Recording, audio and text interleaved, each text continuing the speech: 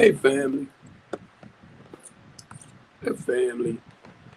This is Steve Copeland from the Couch Conversation. Steve Copeland from the Couch Conversation. Steve Copeland from the Couch Conversation Show.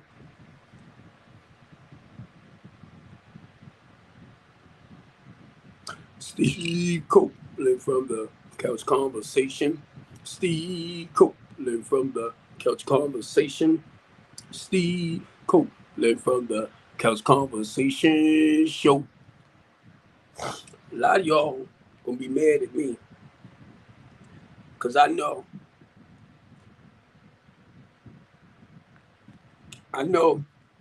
y'all don't like me sharing the truth and talking about things that's really going on and happening.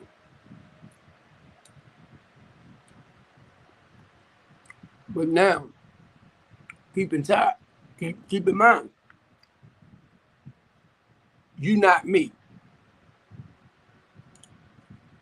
Okay? And and if you're the type of person that sees some stuff that's going on around you and you just look the other way, and I'm not saying like put your mouth in everything. That's not what I'm saying, okay? Cause I try not to.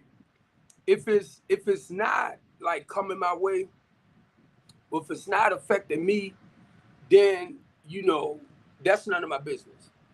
But when it's something that's coming my way and it's affecting me, and I'm gonna say in this case right here, my clients,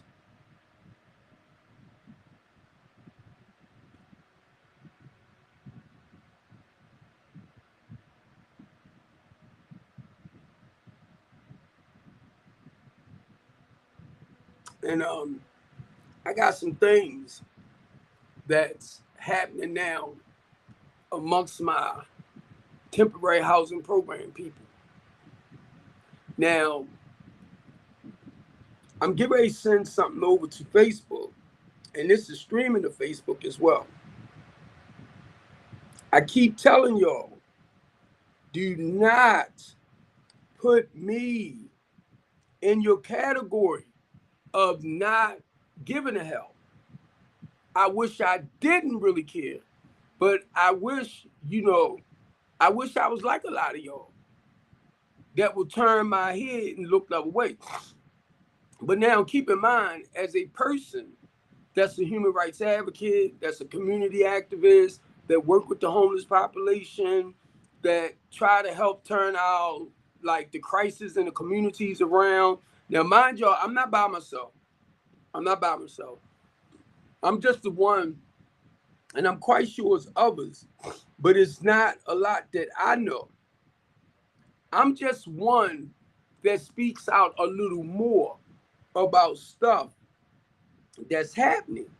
So I can't knock y'all if you're afraid to stand up and talk about certain things. I can't knock you. So don't get it wrong. Just don't knock me. That's all I ask. Don't try to shut me down if I tell you something like it's a calling on my life, for me to go back into the community to do what I do. And if you don't feel like that, don't even, touch it. Because I understand it's not for everybody. And if I tell you my journey is spiritual, I'm only telling you what I was called to do. Now, if you haven't been called to go back out and try to help with the most vulnerable and the less fortunate people, do not knock me in the way I come with things. Mainly, one way of knowing when you say, I wouldn't this and I wouldn't that, you're right. Remember.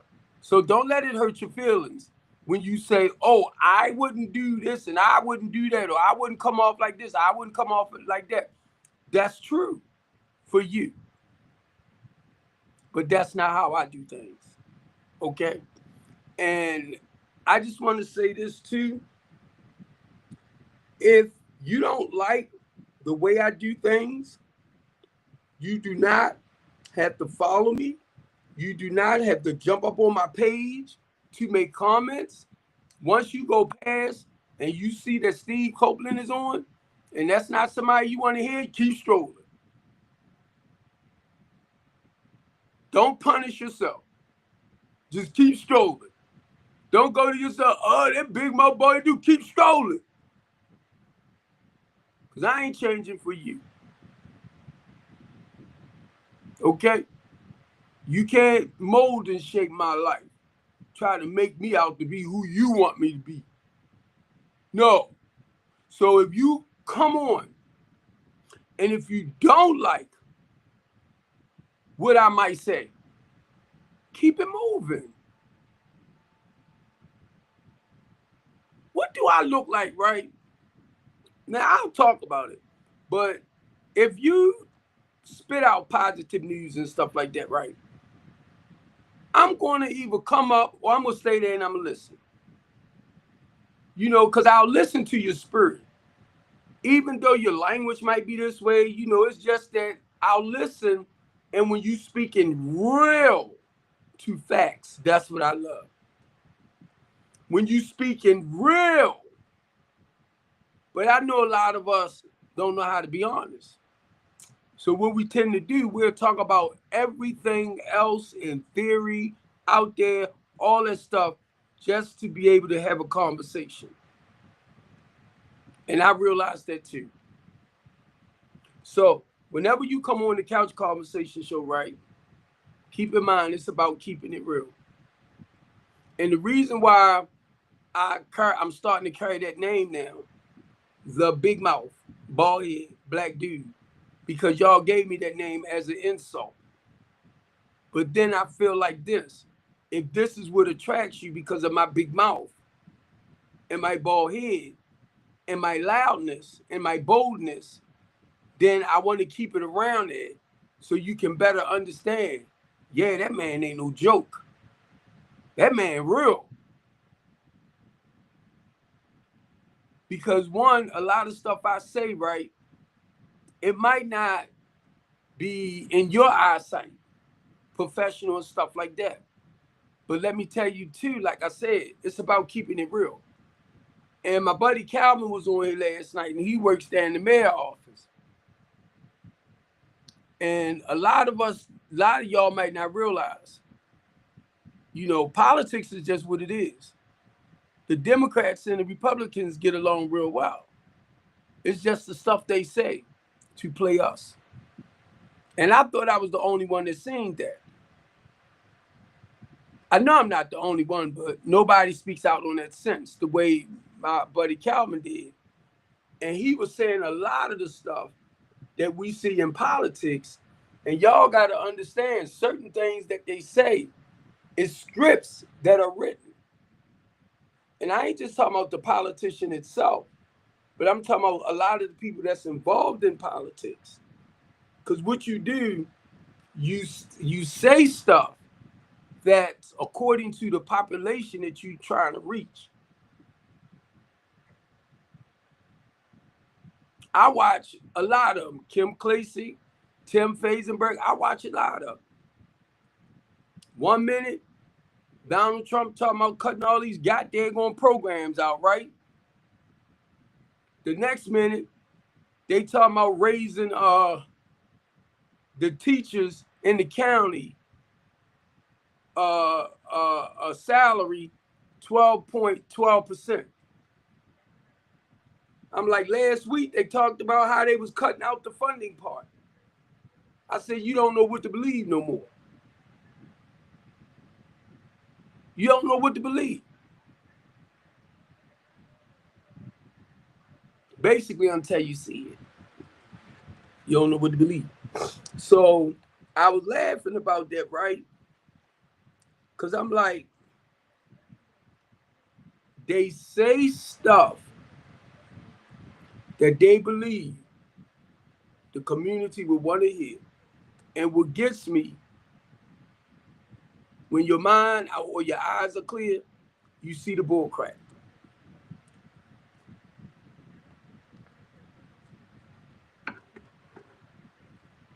Whether it's Democrat or Republican. But I got to look at this right. And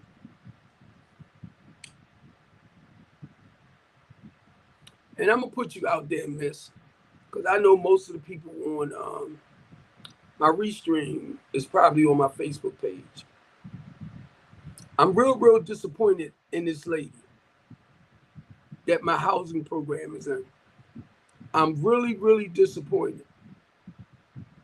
Now, I have men in there, I have women in there, and I have women with children, and I have some houses. I mean, husband and wife. So she's telling the families, the ones with the children, that they got to go. Now, this is only somebody, she's a landlord. That's all. You knew when I came in what my transitional housing program was about. Now she want to play dumb. Because my friend Muller was in there at first. And he was in there just for the ex-offenders and stuff like that. And she made him think that she can get free money for them to be in there through Medicaid. But he found out she couldn't. Then she started putting a price on it, which when you got ex-offenders coming out of prison and everything, right, they don't have money like that. But when she added the women, he really backed up because he don't deal with women. Now, she's not telling everybody that. She's trying to make me out to be a bad person.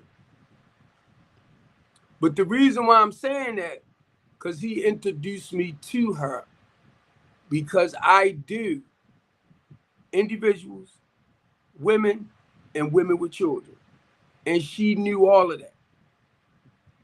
I told her I will run the temporary portion housing part, because she gave me a chance to have a place for the women and children. Now she's trying to act like she don't remember none of it.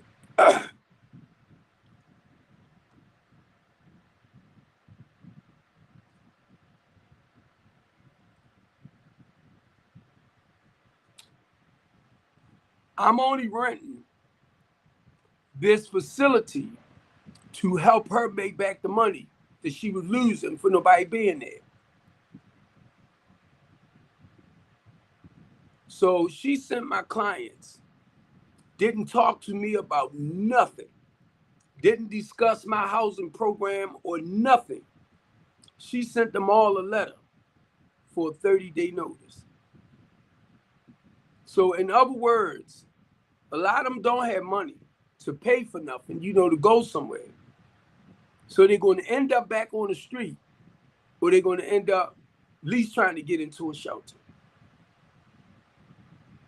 So now I done provided something for them. It's a shelter, but not like your homeless shelter. It's more like a shelter over your head type, family style.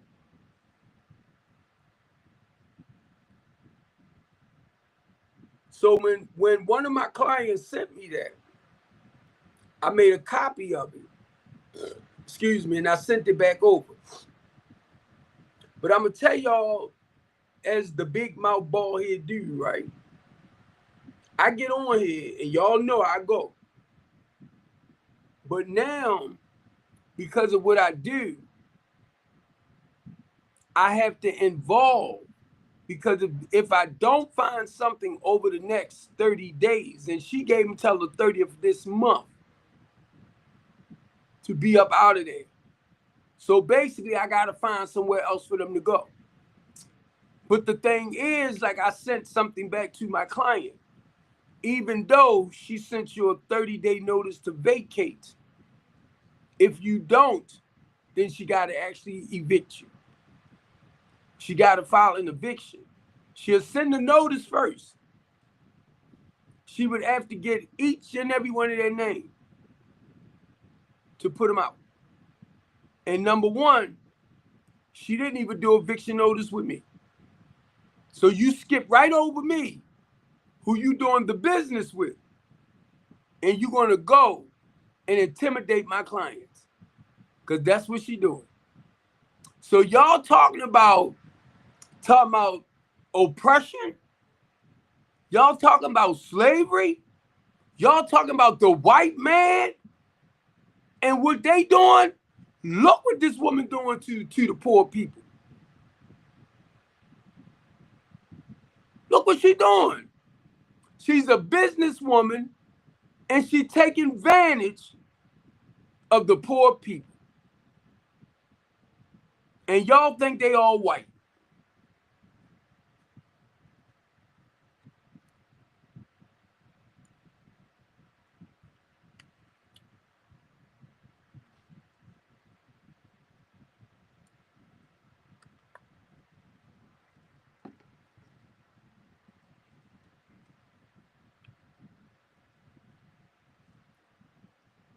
Y'all don't want to hear it. Know why? Because it ain't you. It ain't something you got to deal with.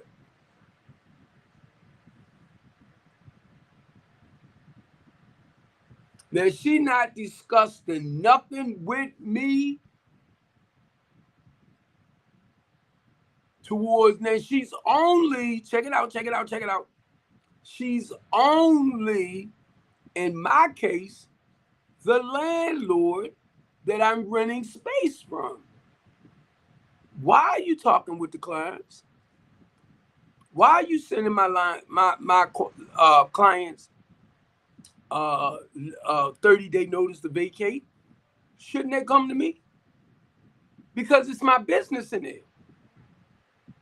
to find somewhere else for your clients to go, Mr. Steve. No. She skipped right across me and went straight to the clients. Now, let me tell you something. I can guarantee you, they terrified. They are terrified. They terrified.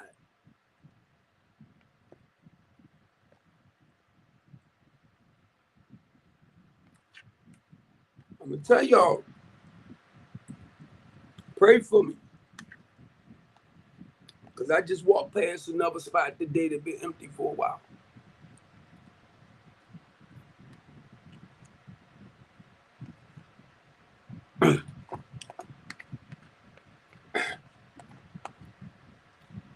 And I think it was a private school, belongs to the church.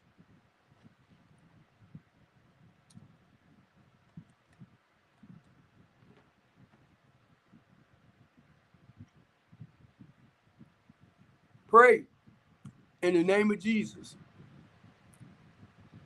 I said, Lord, because I went for a walk, and I believe it was his goal for me to go that way.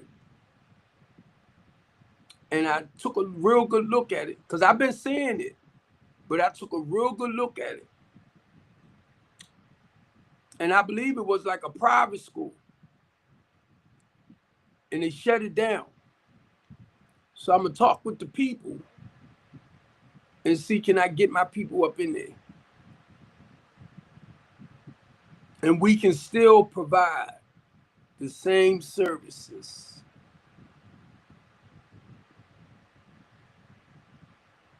This time,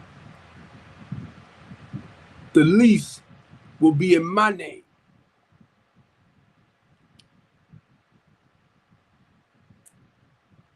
This time, the goal is to reach out to our charities, to reach out to our, I'm trying to think some of the big name places that get hundreds of millions of dollars. What Common Sense was talking about the other day, to bring them programs in for the temporary services to the permanent, to help them slowly but surely graduate as far as being able to pay for their rent. Not only that, Get them a job. Make sure they have jobs where they can afford it each month. Catholic charities.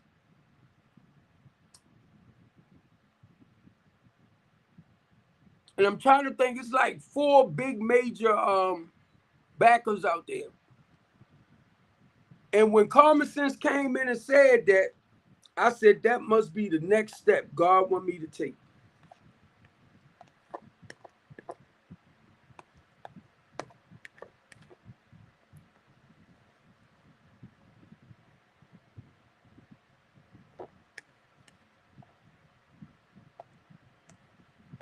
So I gotta do some work. Because to be honest, it's a lot of spaces out there where they have vacant like buildings, and they probably fell off during COVID when things slowed down and they wasn't able to pick back up. And then I'm talking to Lisa last night, right? I get a message that they starting to close a lot of the Job Corps facilities down, right? Now, I don't know if that's just Baltimore or just Job Corps, period. She said, go ask them, can they donate some of those beds? I said, God dang it, I didn't think about that.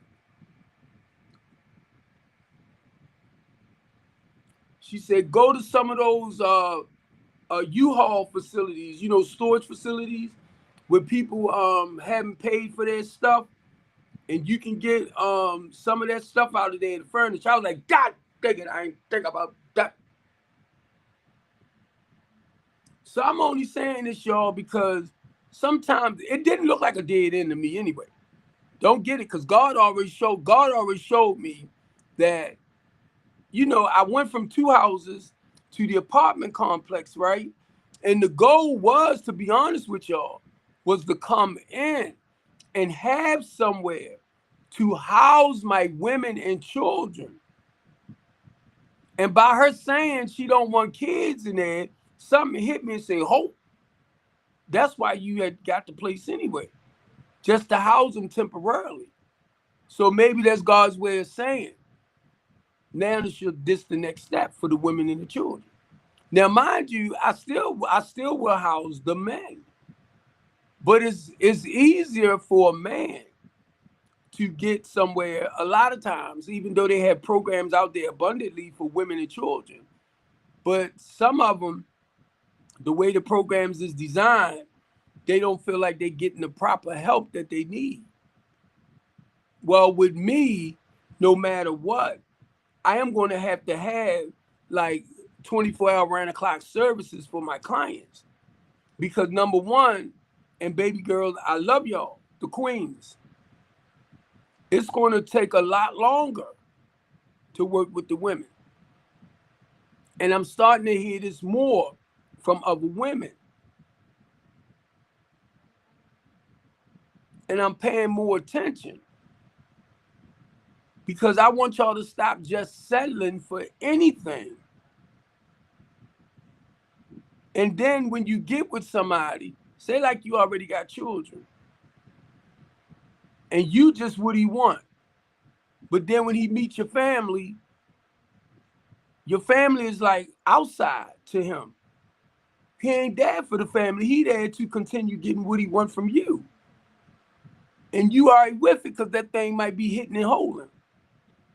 So you ain't worrying about him to help you as a mate or a husband. He's just part of a ding-a-ling thing.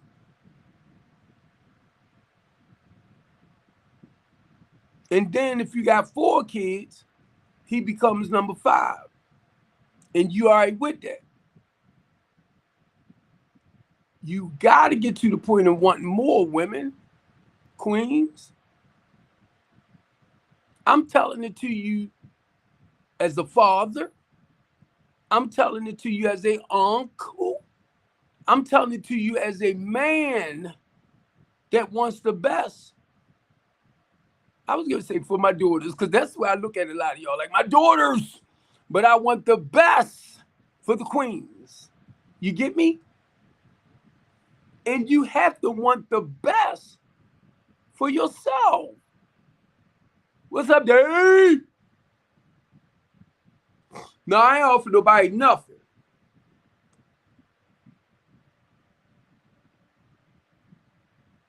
David, I live over near Morgan State, right? You know, I walked all the way from Morgan State up to the Alameda Shopping Center. And I caught a lift back home. Looking for a goddamn money order. I gotta send a money order to my PO, parole and probation.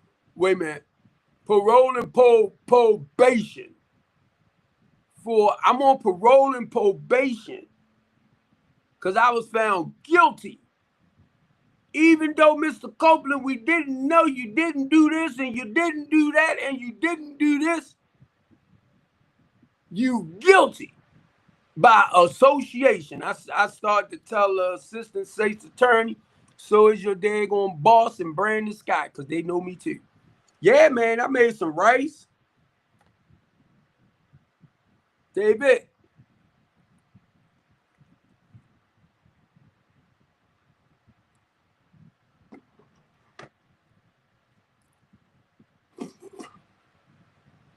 David said, stop playing. Man, I ain't been out all week, y'all. Woo.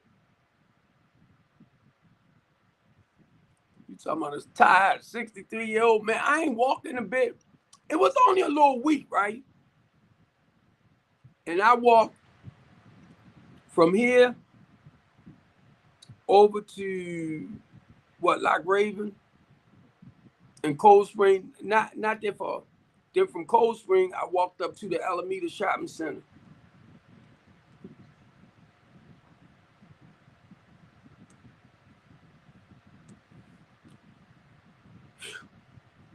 Just for the little time, Dave, that I sat in the house for the few days not moving about, because I was just trying to chill, y'all.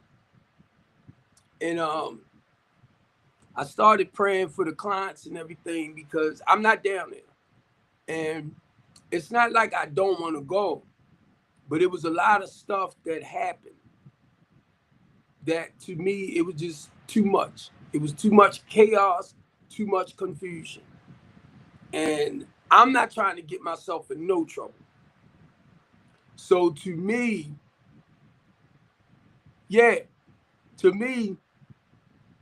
I had to just stay away just to keep a mindset. They down there having meetings and everything. I said, okay. They down there having a meeting about my housing program, and none of them got a daggone thing to do with it. I said, that's okay. When they're ready, they'll let me know.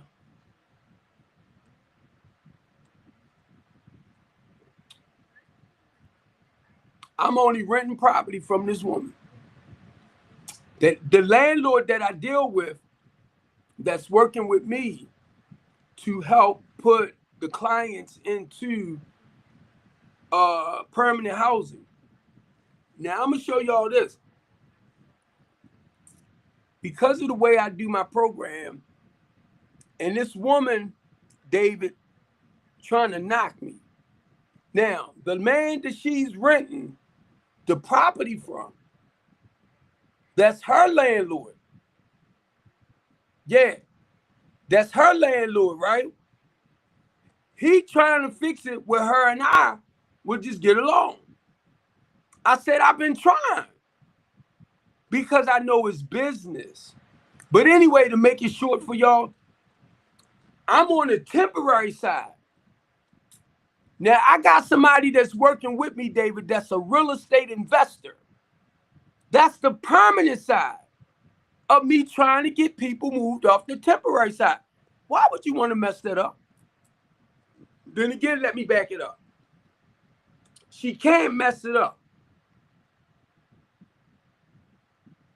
Right? Now, I'm going to tell you why.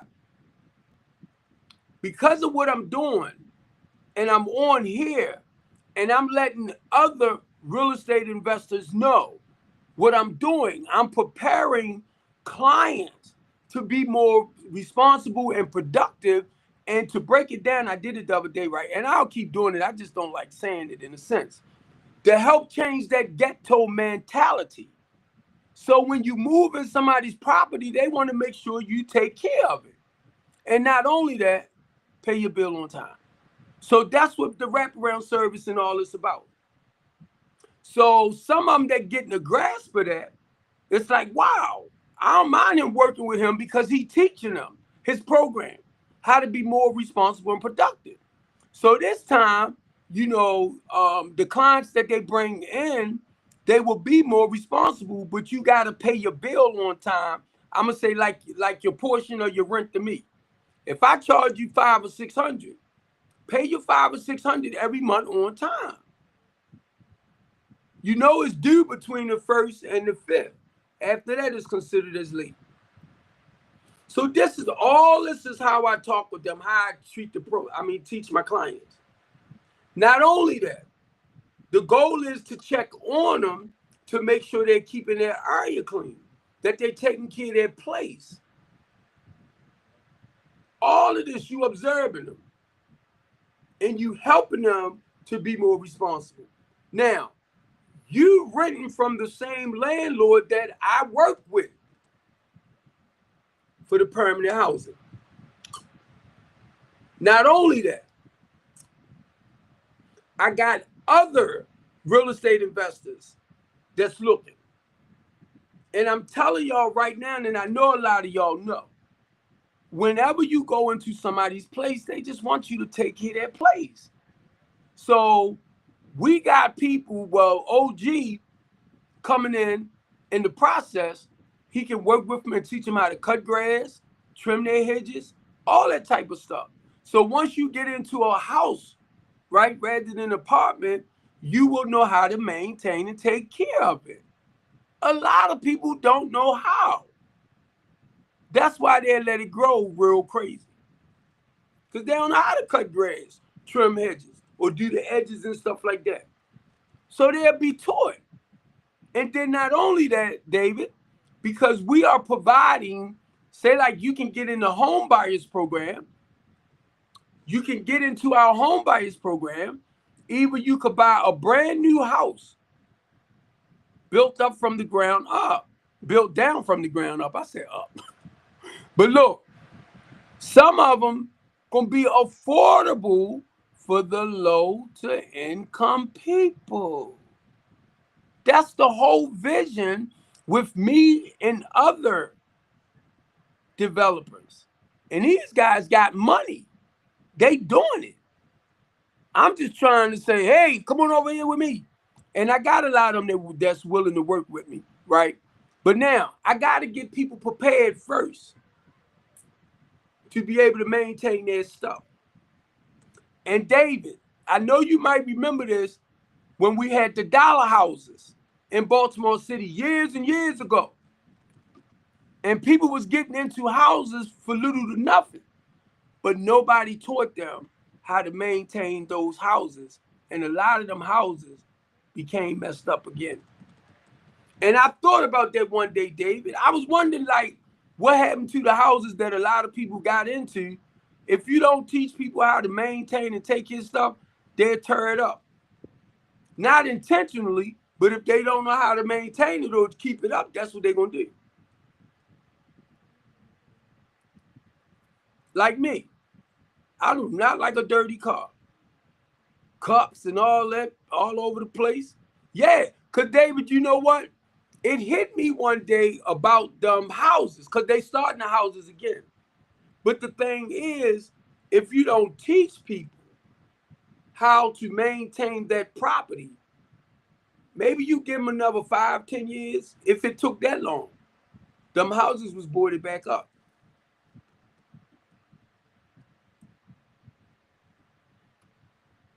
I don't know if that's their intention for people to get in them and destroy them, but because of what the Latanya D. Copeland House of Hope is about and the wraparound services, we want to teach you how to maintain and keep your stuff straight. And the way the world going now, y'all, and I be like, is Jesus back? But the way stuff going down, so many people, man, it's like their mindset. It is horrible. And I'm gonna tell y'all right now, and I'm not trying to be smart. I got about maybe 4 or 5 women in this building with children that's going to have to go. And I'm like, because of the chaos I'm getting with them right now, I'm like, I don't know if I'm gonna bring them with me. But to be honest with you, I can't see them out there. So the goal is I have to get like security in the building or somebody, and it's gonna have to be more than one. It could be like that security, but maybe 2 on each shift or just the one. But they're gonna have to be able to know how to diffuse everything. And I was walking back to the house from the market, and I was thinking about that because I said I got to get somebody that will deal with them one-on-one with their attitudes and their behavior. 2 of them was there in the building arguing over they about to fight. 2 of my guys that was cleaning up the building, David, gone. But they know that too. But look, David, 2 of my guys that was in the building cleaning it up, they gone. And then I found out that the church that sent me a check, I haven't even seen. I don't know. I think the check might have went somewhere else, but I'm not really worried about it. But the church that sent me the money for this guy to be there, I heard somebody kick his door in. The building is falling apart.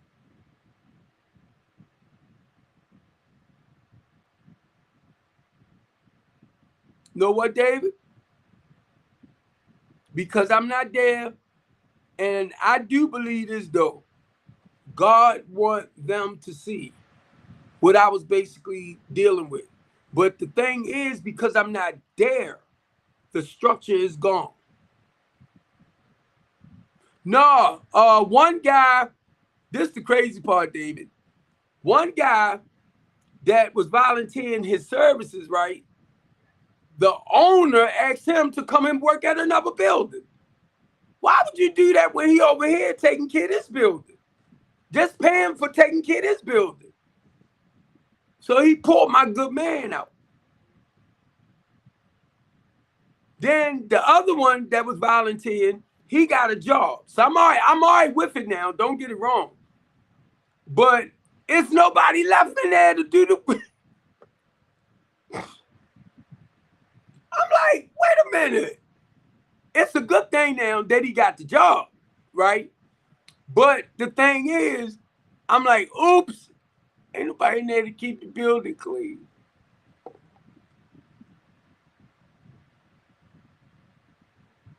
Then my other guy, right, young guy, who needed somewhere to stay, he was volunteer to stay.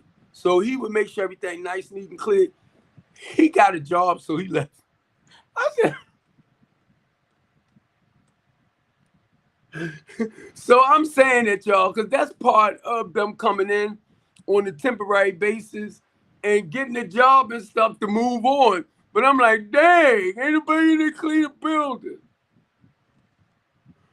Now, if I was down there, I have to put somebody in place to make sure, like, the trash outside and stuff is clean, the floors is mopped, stuff like that. But I do have a staff down there, a couple of staff members. So I think they're going to make sure everything is still ran right. So I ain't got to worry about that. But I seen something today, David, and pray for me, bro. Because I said, God, and when I was on my way back home, David, I was on the lift. I said, I'm going to go. I'm going to claim that sucker. I'm going to walk around it. I'm going to walk around it. Because a lot of the stuff that we doing down here, if I don't continue at 908, I can continue over here where it's at. I'm just not telling y'all. But I'm just saying it because I'm like, God had you come this way for a reason too. And this time I took a real good look at it, except for I didn't see the back part of it. But as I was riding back, I was going to get out the lift and go over there and fully check it out. Because I wanted to make sure that it's fenced in. And I seen it. So it's fenced in where the kids can go out. And I guarantee you it got everything in the back already prepared. Like the little slide, the swing, stuff like a daycare settings where they can go out and enjoy themselves. I guarantee you. And you can tell it's been sitting for a while. I don't know how long. But it's not raggedy or damaged or nothing like that to a degree.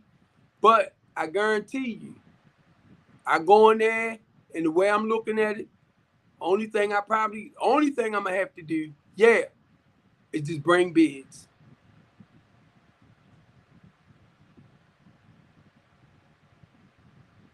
It's not as big as the one that's where we at, David, but I guarantee you, it got basically all the rooms that I'm looking for. The classrooms, you can turn into bedrooms.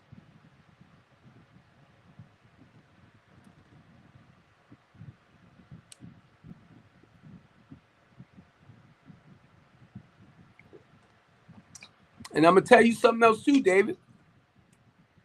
My friend Calvin was on here. And he told me that he got a guy that got Wham Penderhughes Elementary School that used to be a shelter. And he said, the guy need help. I said, oh my God, tell him talk to me. Because I went in there, Charles Carver had that. I believe that was Charles Carver daycare center in there. And the lady that had it was connected with the mayor's office. I went in there looking at it. She showed me around and everything. I gave her donations and all of that. But I was looking at that right, and I'm like, I got my mind back over here. I said, I'll work with them. We can work together. I ain't got no problem with us working together. But whatever building I get right now, going to be leased under Steve Copeland's name. And I'm telling you, the school area, David, I didn't want to go too far with it, right? But the school area that I looked at, and it got a cafeteria in there. So you know somebody going to have to be in there cooking.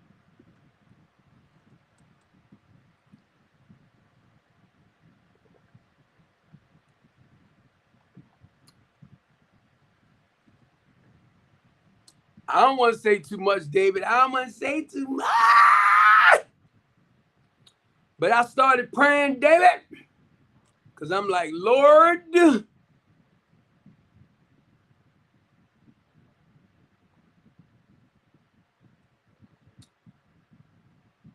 and this time, David, United Way, Catholic Charities, Salvation Army, I got to take the time and reach out to them. Because a pastor, after what Pastor Carmen was telling me the other day about these bigger, hey, Dr. Hall, what's up? After she was telling me how they cover basically everything, it's like right here. I'm right here, and something went boom. I'm like, oh my God, what happened? Because it was so beautiful. And the reason why I'm saying that, because in a way, I already know God did the halt. It's like, man, I got something big and better again. I'm like, Don't get it wrong. Don't get it wrong. But I'm looking at it. I'm like, all right, Steve, just be patient. Because I'm telling you, if he took you here, when you came from 2 transitional houses to a whole apartment complex, he got something big and better. And you can still service the women, the children. Hey, that's Christ, Dave. Dr. Hall. I got 2 of my favorite guys on here. I got 2 of my favorite guys on here, Dr. Hall and Dr. Rodell. But yeah, just trying to stay positive. They gave me a new name, Dr. Hall. Now I gravitated to it, the big mouth, bald head black dude. Only said that, David. Dr. Hall, because you know how you try to humble yourself and you try to. That's not who I am when it comes to serving Christ. That's just not who I am. I'm just loud. And if people look at me as being arrogant, ignorant, all of that, call it what you want. I call it courage and confidence and all that. But we can look at stuff in a negative way, and that's fine. But like I keep telling y'all, my actions, because I know I do a lot of talking. I know I have a real big mouth. I know that. But I want my actions to speak louder than anything I could say out my mouth. So no matter what I say, you'll look and see what he say he do. What he say he do. What he say he do. He just don't talk. He do. And sometimes that has to click in. And it's a lot of people that wants to sway you. But guess what? You can't bend. Or you can't stay but so far. What's up, Bloxy? You can't stay but so far. And my biggest fear, and I'm going to be honest with y'all,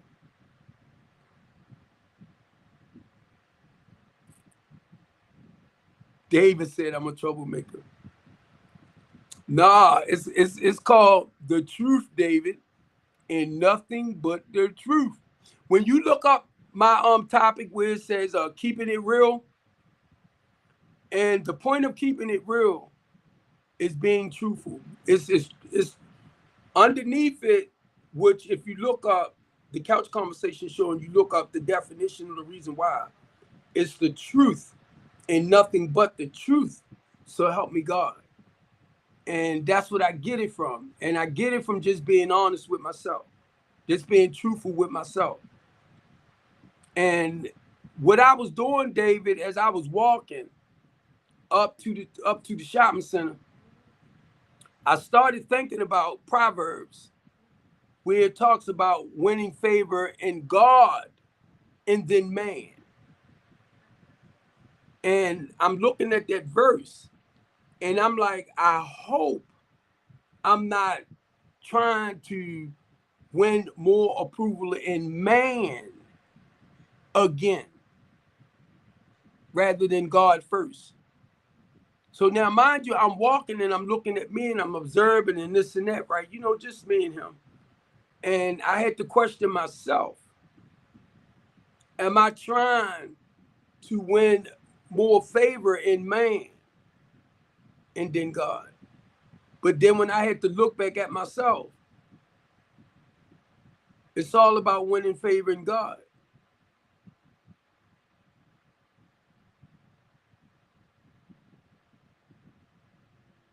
Well, that's what you do, David.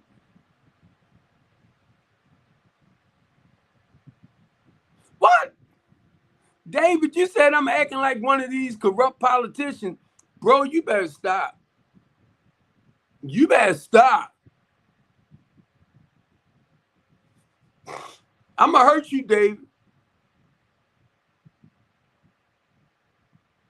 Because, I'm going to hurt you, David. Because, look, I was telling a guy in the car today, right?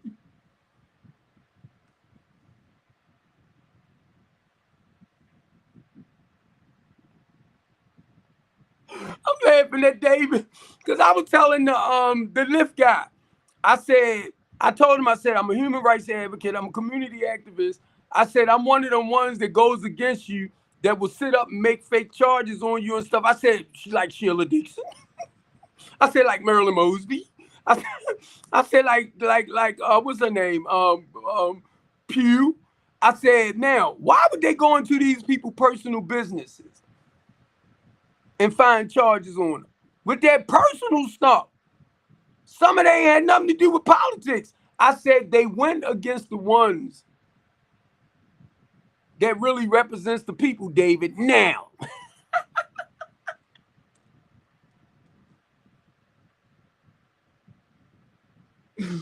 when David, because look, I was just telling him that, David, I said, now I'm gonna show you from only what I've been experiencing, y'all, or what I see. And I'm gonna say, Jasmine Crockett, y'all gotta understand. Y'all gotta understand.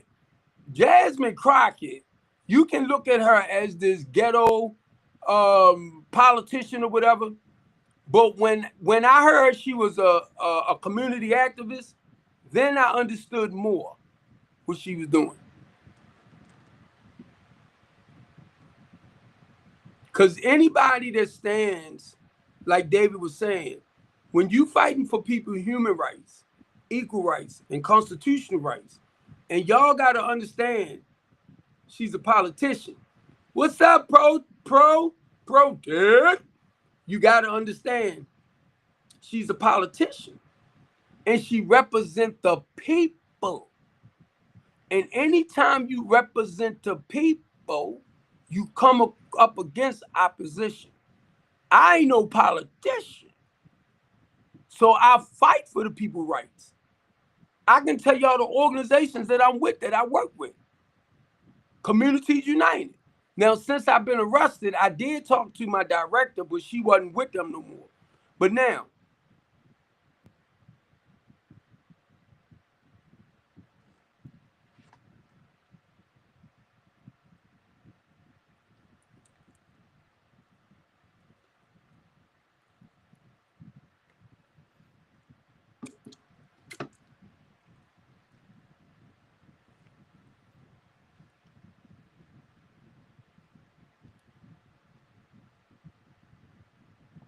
I'm messing with Dave.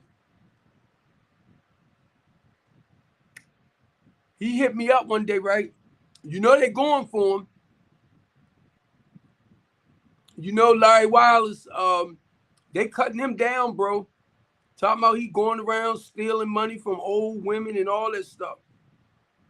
Him and this other lady getting over on the old people. So he sent me something.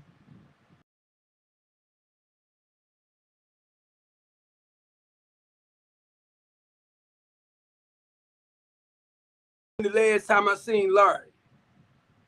Now he reached out to me. He reached out to me. It was a lady getting evicted too. And he was trying to get me to listen to them illegally evicting her doing something. But I told him let me talk to the police he was dealing with so that they can actually guide her towards me. But they was illegally evicting her.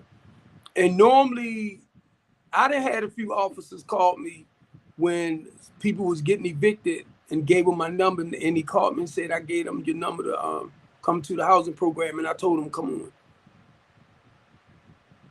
So I don't know what's really happening with Larry. Yeah, Larry had called me about that, but I don't know what's really happening with him. As far as right now, you know, he known as what you were saying, the TV guy, but Larry Wallace, the cab something, right? Well, I haven't been really hearing a lot about him in that sense, you know, but I've been hearing a lot of crazy stuff about him. But because I'm not there with all of that, I don't follow them like that. Him or Christina, a lot of them I don't follow no more. That I was once, they was a great part of my life. Christina was over the building today too. Christina Flowers was at the building today too. Now, mind you, my staff didn't tell me. Christine Flowers was over there, and she told, too, from what I understand, the women with children that they had to go.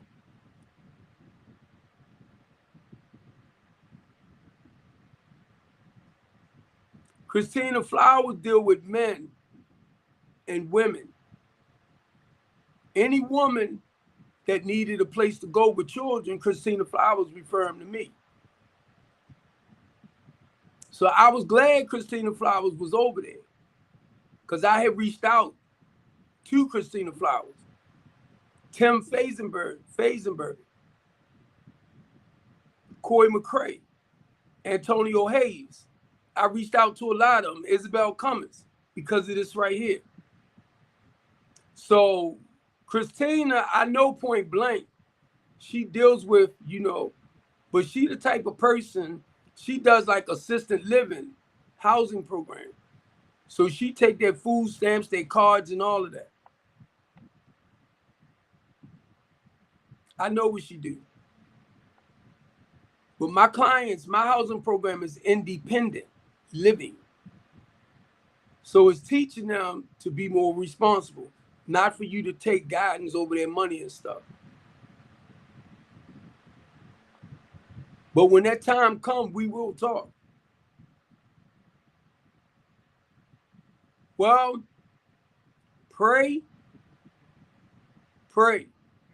because next week I am going to have to reach out to this facility that I see. If not, be honest, I got to do what I got to do to replace them, because they are my clients. And if any one of them become homeless without my support, it is going to make me look like I threw them out. But before I let that happen, I will get with homeless services and all the rest of them, housing and all of that. So it's going to be reported. I mean, it's going to be, Deborah, it's coming for you, baby. Because you're just a rental person. You should not be threatening my clients. If you need to threaten anybody, talk to me. And then if you want me to go, you need to evict me. Don't think I don't know about transitional housing and the way you do it, sis.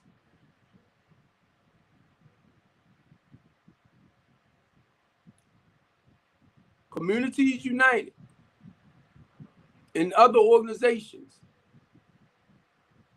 renters have rights too. So we will rally and protest against housing, fair housing, and fair wages, sis.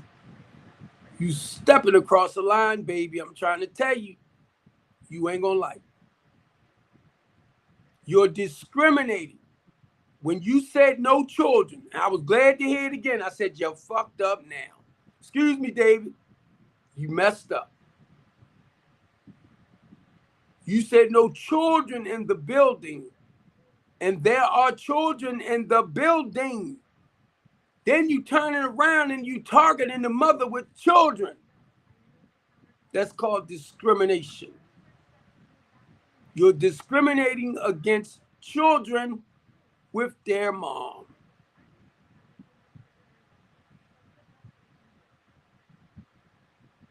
What you say? You know what, David? You know, I asked somebody that. Because at one point, I was real good on a spiritual note, spotting certain things. And I thought I lost that gift. And somebody told me, they said, nah, Steve, you ain't lose the gift. They said what happens is you'll see the evil, but you spot the good behind it. I was like, thank you. Because I always search for that good, even though that person is there. You get me? And then afterwards, I'll end up seeing you for who you are. I'll really see you. I see you, but it's a sense where I look past it because I know you better than whatever you present. You get me? And when Mother Earth told me that, I said thank you. Because I realize I do. You know, because a lot of us, you know, we come with that wall built up. We come with all of that. And then after a while, it breaks down and you like, oh my God. So she blew me away with that. And sometimes, David, I ain't lying, bro. When I don't see you straight off, I be thinking that thing is gone. That thing is dead. I'm talking about spirit wise. But it's not. It's not. It's just sometimes, you know, we give, in other words, I'm gonna use these words. Oh, that's Yvette. That's Yvette. Very spiritual woman. Very. You might not have met her, but we did some work together. She's very busy in the community, but she's more like earthly, and that's what people call her, Mother Earth. And you know, third eye type earthly person, very energy, spiritual energy. Um, her, Dr. J, Tammy Flowers, which I haven't heard from in a while. Sometimes when I do, it's like they spiritual. So when they come at you from that point, you know. Now, she had told me this a while back, but sometimes still, y'all know how we just trust people for who they are. It's like we see certain things, but you give them the benefit of the doubt. To speak it in English term, I mean simple terms, only to really see who they are. Now, mind you, for me, if I spot that in you later, for me, I'll move away from you. I just have to respect where you at and who you is and blah, blah, blah. But for me, once I see it, I don't want to be a part of it no more. And to show you a good example of what I'm saying, sir, I told my friend Paul, I said, Paul, the only thing I want me and Deborah to do is just talk. Where I can say something like this, I love you, sis, and I hope for the best for her, but I won't mess with you no more.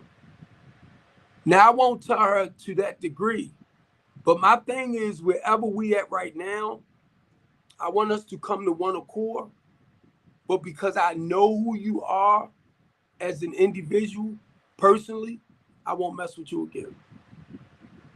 I don't want to go away and have that, you know, I would have to push it out anyway. But I'd rather for us to come to an agreement, and knowing as business people, it just didn't work. And the type of stuff I'm seeing, I don't care to be involved in it. And it's not to knock you, because I'm going to say this too. And Bishop Carrington, David, you know how we always look for great things to happen in this life? And he said, evil has its job too. I said, God darn. Because what that taught me now, we forget sometimes. You know, you always want to look at the good things, the finer things, but not realizing the evil that comes too, supposed to come to actually do what it do. That's a part of life. It's how you respond and act to a lot of it. So when he said it, it hits me and it helps me to, it hit me and it helped me to understand that everything has its purpose. Good and evil as well. But you don't have to continue being a part of that nonsense.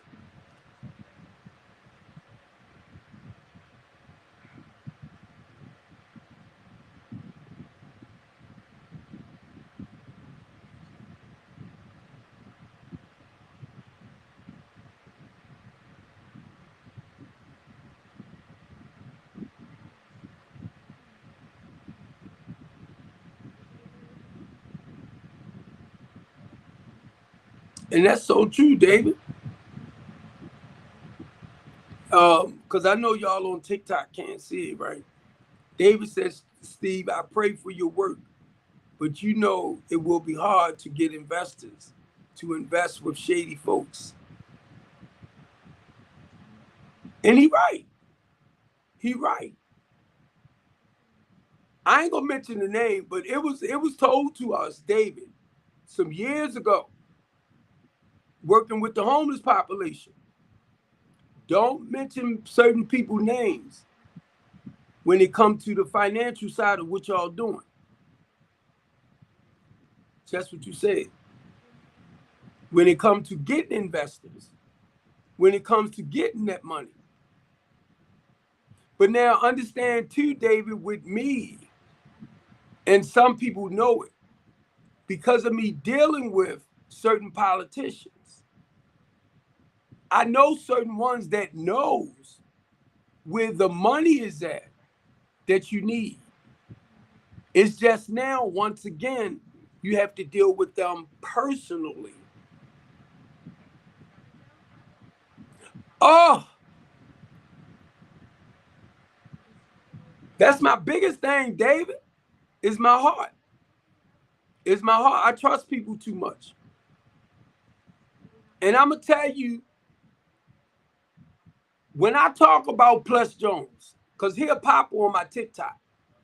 When I talk about Plus Jones, and I tell people about the $200 million project that Plus Jones and his wife doing over at the end of North and Bel Air Road, where Turning Point is at.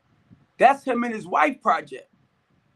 Now, him and I had started talking some years ago about rehabbing and revitalizing houses in the inner city for poor people.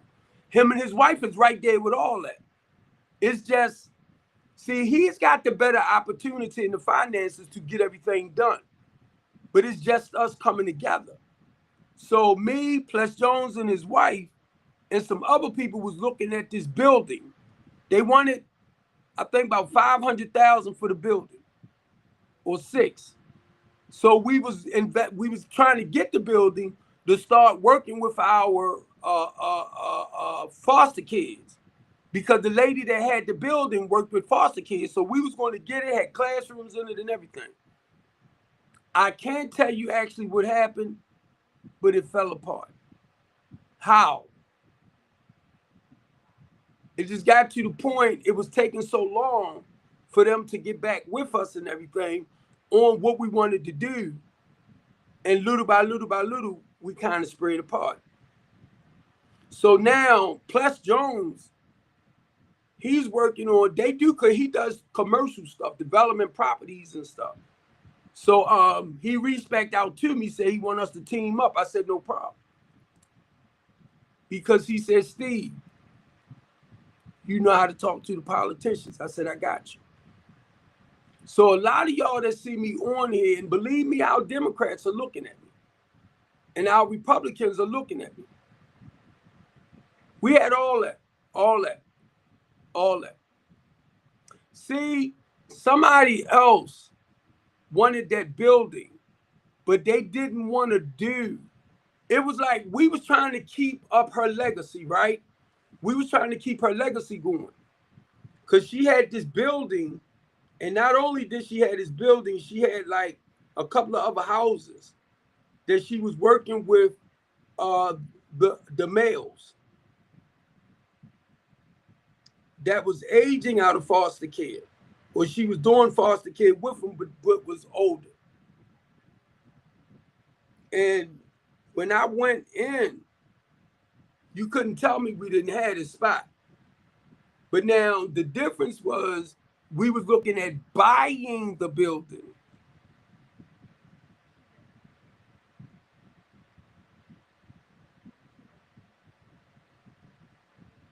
I told you, even with Will Hanna gave me 30 units of Park Heights. He played with the paperwork and everything. We were trying to get the money, the $5.4 million, to get the money to do the project. My lenders and everything. I had Plus Jones out there It's just sometimes people want to invest with you, but it's certain things they look for because they'll turn around and tell you that they invested with other people and people ran off it with their money. And I'll be like, God dang it. So their trust is like out the roof. Those are the type of people that I've basically been running across who've been having people stabbing them in the back, and by the time you meet up with them, it's like they want to help you but work with you, but it's something there that keeps them back. So when they come out, like when I get my meetings and stuff, and they come out and everything be looking good, but it's like, and I can't blame them, David. I can't, because when you do invest your money, you're taking a risk.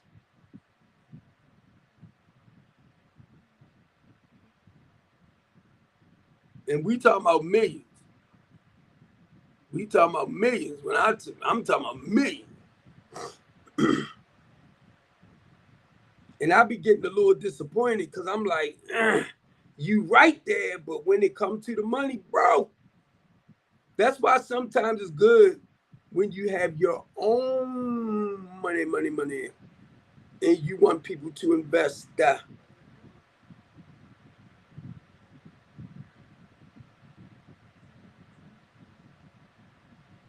When you have your own.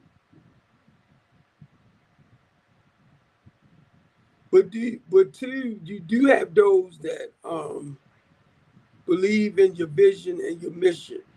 So they gotta see like what you do or what you're doing, I meant. That's why I post a lot, because you never know who might be following you. You never know. What philanthropists might be looking at you.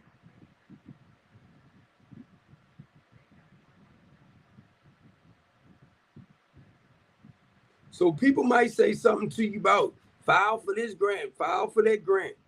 Now you might can file and get a grant with certain people for like 10,000, 20, 25, 5,000. But when it come to me and what we doing on a larger scale, you talking about millions.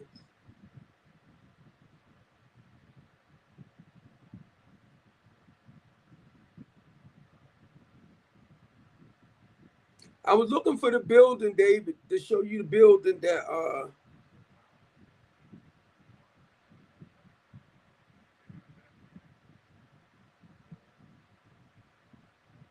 I'm running past it for some reason.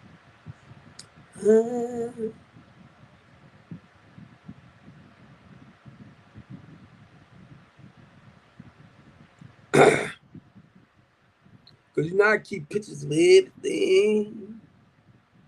Everything.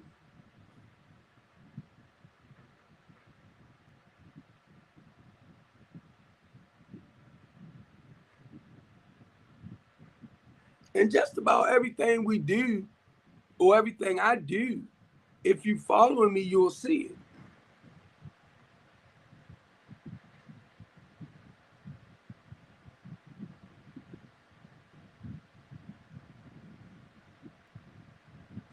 I can post, I post stuff, man, people act like, and then when people start questioning me about stuff that I done already told you about, you make me think you're not listening.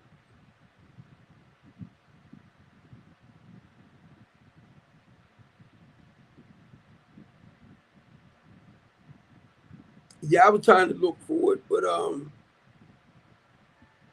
it's in my phone.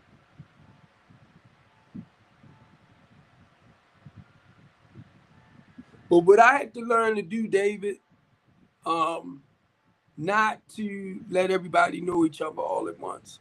And then you have to sign some type of agreement, because when you turn around and introduce certain people to certain people, then they turn around and get and go behind your back.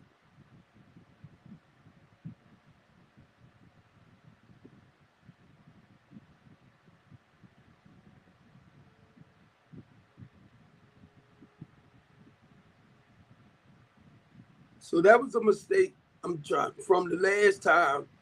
I'm trying to learn from not to be too quick to let all of my business partners, at least without some type of signed agreement.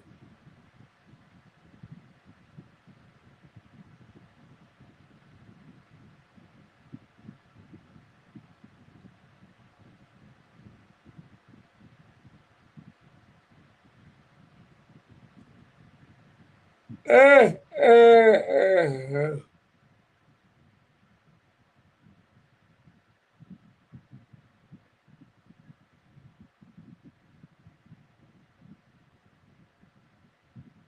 Now look, I know you know Marla Hargrove. That was at the church, David. Marla Hargrove.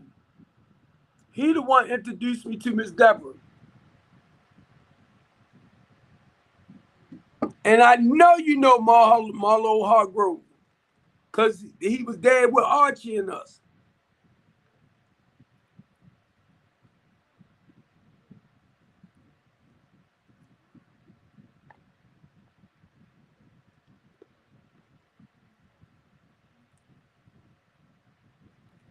Now,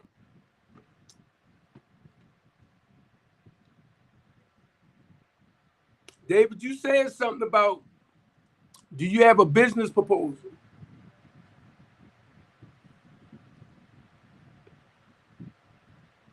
Now, what you want to do, yeah, what you want to do with the business proposal, I want to make packets, right? That anytime I have a business meeting, mainly if they're investors, when they are investors, I'm sorry. When you have a meeting, you want to give them a folder of everything, let them see everything you're doing from beginning to end, because they got to see it, the prices and everything in it. So now the reason why I'm saying that, because when I was with No One Person Goes Hungry, that's what we used to do. Whenever I would have like business meetings, we would have folders. But what I need somebody to let me know what to put in it and certain things not to put in it. You get me? Because you don't want them to have uh, what I'm thinking about. You don't want them to be able to duplicate your stuff. So you want them to have as much as they can to understand everything, even when it comes down to the financial assistant part, the amount you would need to run this, to run that. Now, in your business proposal, basically, you're going to have a certain amount. And let me try to get the words together, because I haven't talked about like this in a while. Like, what's that word? What's that? Statistically, how much, like the statistic part of what it would charge to do this, do that, do this. And then you want to have that breakdown of how you would do it, blah, blah. But it won't, some for some. You don't want it to be as high as the national, like how much they might charge you on that level. You don't want to make it real up there. But you want to do the statistics part of it, and then you want to have your part of what your cost would be. So I need somebody where we could sit down, David, and we can actually talk about all that. Because certain things from my business proposal perspective, you don't want everything in it to a T, but you want to give it to them so it'll be clear and understanding for them. But somebody that knows how to write them, or take your business proposal and do it where you don't mind giving a person your folder so they can take it home. If they don't, like, if y'all sitting in a group meeting and you're presenting it, you're reading it off, you're telling them everything, you breaking it down. That's what I do when I have a meeting. I will break everything down, just like with the 5-step process. And I had, my first meeting. I did the building itself like this, right? Actually, what I wanted to do, I wanted to do a paper thing and put it on the table and put like a building right there. Then a section here with first stage 1, stage 2, stage 3, stage 4, stage 5 as you go out. And that's what I did. I separated with some paper and I had it up on the board. The first stage, you have to sign up for the mental health program. The second stage is when you come into the temporary housing. And then the house is right there. But you want them to see your stages of how you do what you do.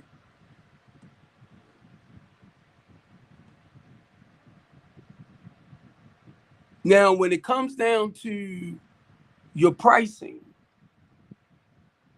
now you can already tell them your prices.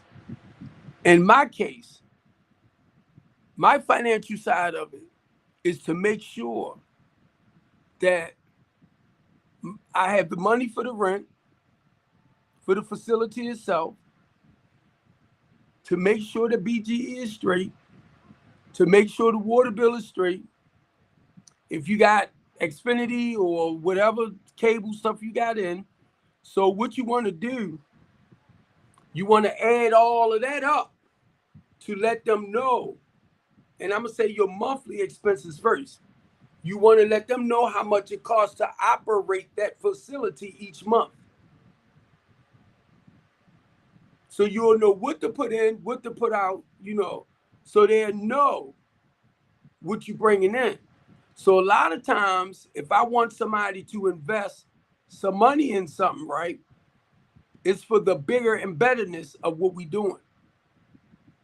Now, sometimes when I want you to put some money in, because we might have people to come in and really don't have money. And I'm going to just say that. Some of them might come in and don't have that whole 600.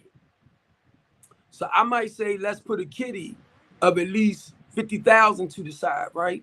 And then I'll tell you the breakdown of why.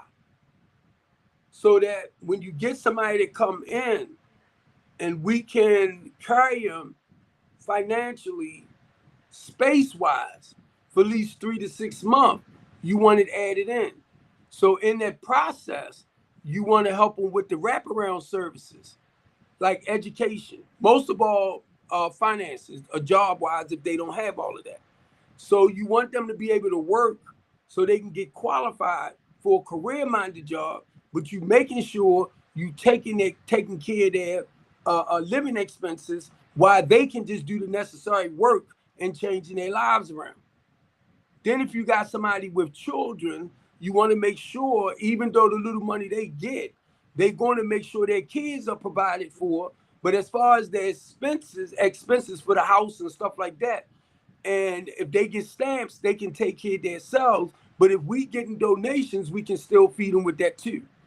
This is what strengthening the community is all about. For some of you people like Miss Deborah, who don't understand how to run a house, let me do my job. Okay? Let me do my job.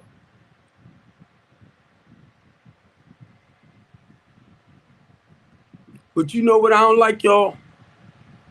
And it's very depressing to me. And I know a lot of y'all might not, might not, because I was going to say not care, right?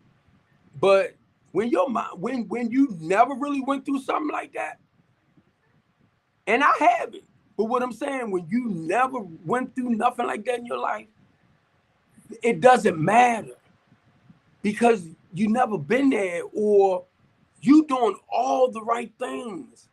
Because I'm going to tell y'all, I did not understand until I went under the bridge. David, that's a whole world within itself. I was like, wow. When I was under I-83, Shout David. And I had a trailer under I-83. One was for me, one was for Christina, and one, I mean, it was just one trailer with you know, the trailer with the beds and the, you know, kitchen, all that. But I turned them into 3 office areas. And one was for homeless services. So when they came down during the winter to get people names and numbers and stuff like that, they didn't have to do it from out the back of their car or whatever. They could come in the building. I mean, in the in the housing part of it. Because sometimes I ask people, you remember when Christine was on the bridge? Yeah. Do you remember the trailer down there? No. Oh, it was down there. Y'all probably ain't paid attention to it. Like when you came to feed people and all of that, I was giving people box mattresses to sleep in their tents in. Because that's the type of stuff I was getting. A lot of y'all ain't know that.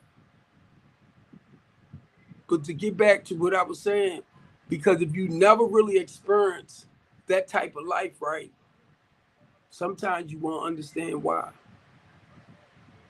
And a lot of times when y'all hear me yelling and screaming, that's just passion. And I feel sorry for mainly our women. And I keep trying to tell y'all, my mother raised me. My mother had 7 children by 7 different men. 7 children by 7 different men. All my brothers and sisters met their fathers but me.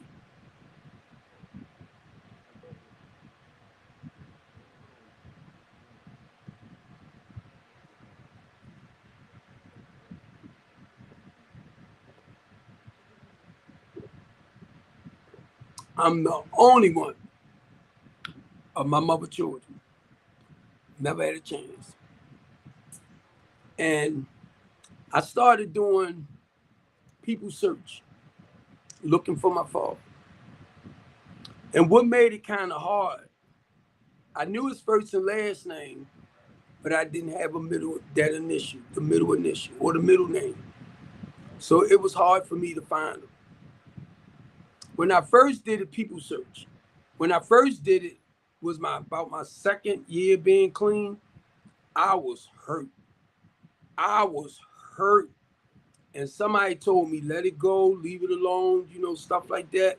And I had to let it go for a while. Then I was trying to look for a detective to search for my father for me.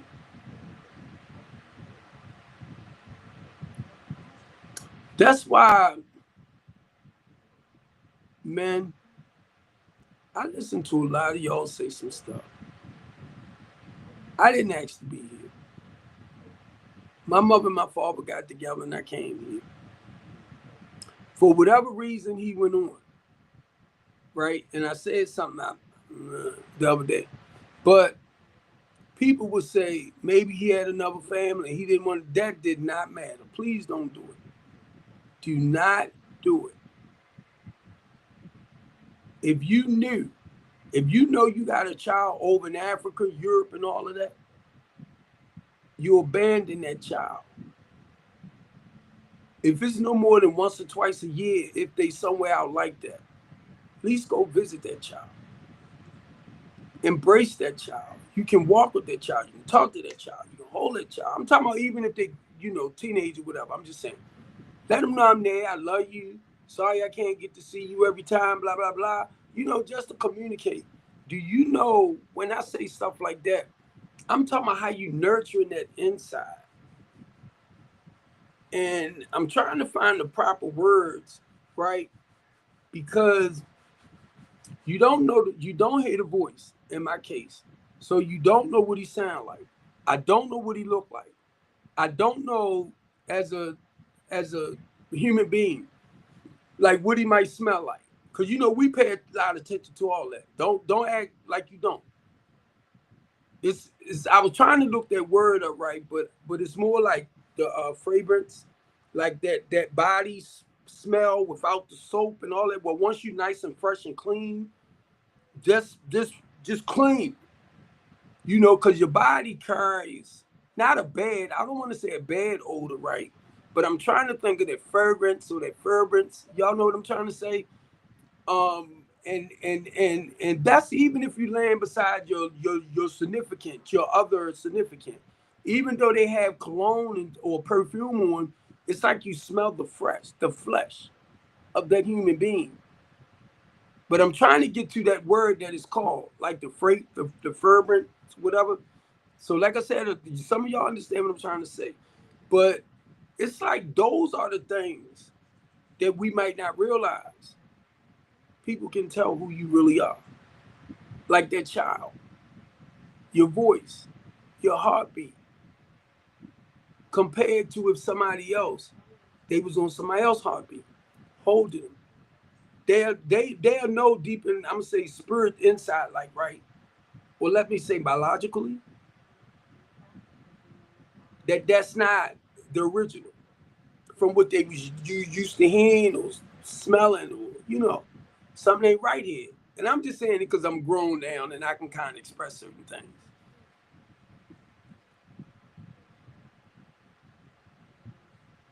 And I'm just saying this for some of us as fathers and mothers and take our responsibilities for a joke and want to blame it on the mother.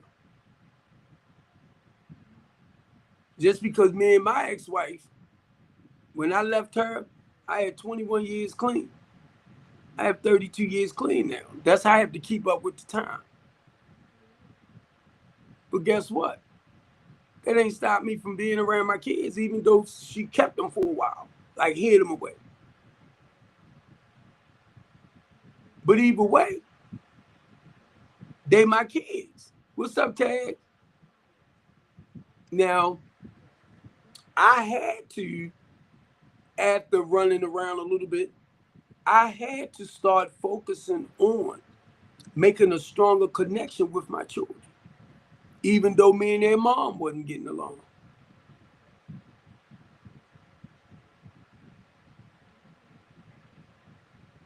We were separated.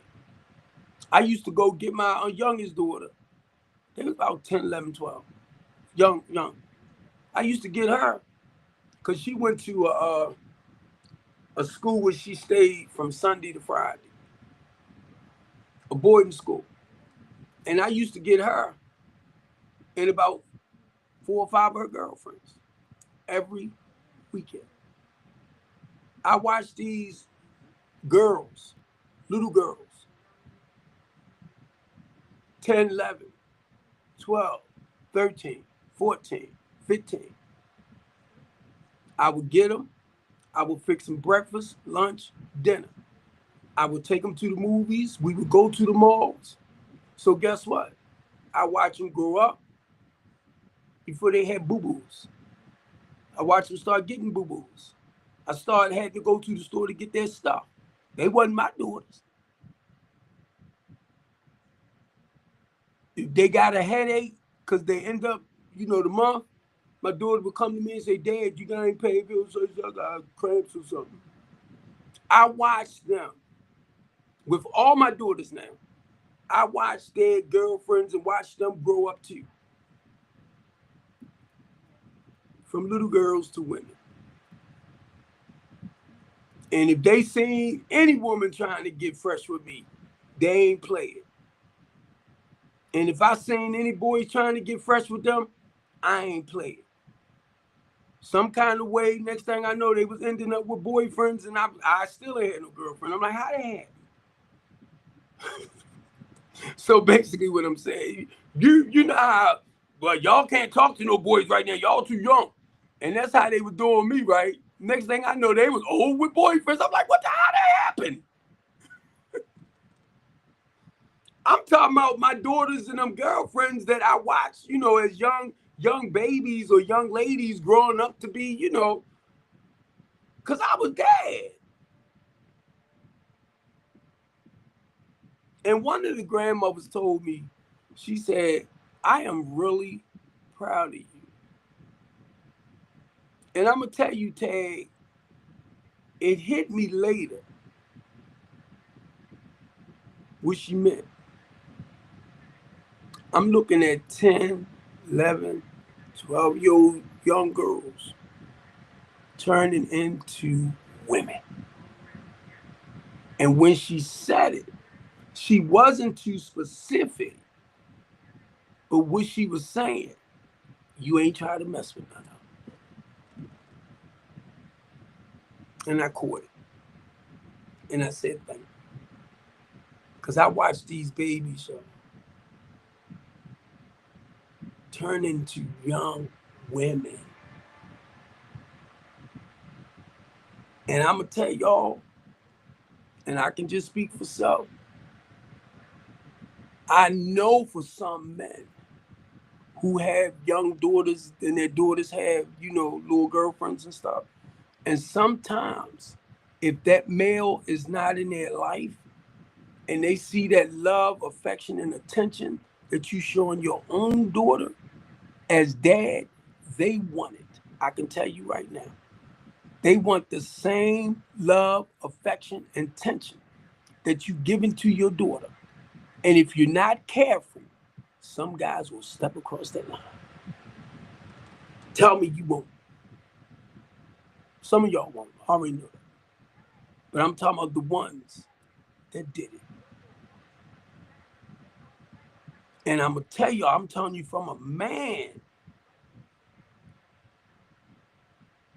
Because as they begin to get older, now some men don't desire young girls. Don't get it, twisted. But as they begin to mature and they look like women, it's like, wait a minute, they was Lord.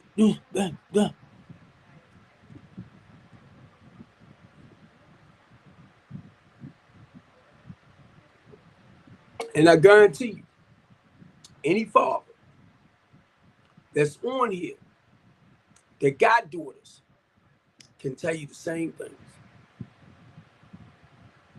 Because that's all a lot of them want, whose father not in their lives. And some that have them in their lives. Don't get it wrong. But basically what I'm saying is certain lines you just don't cross.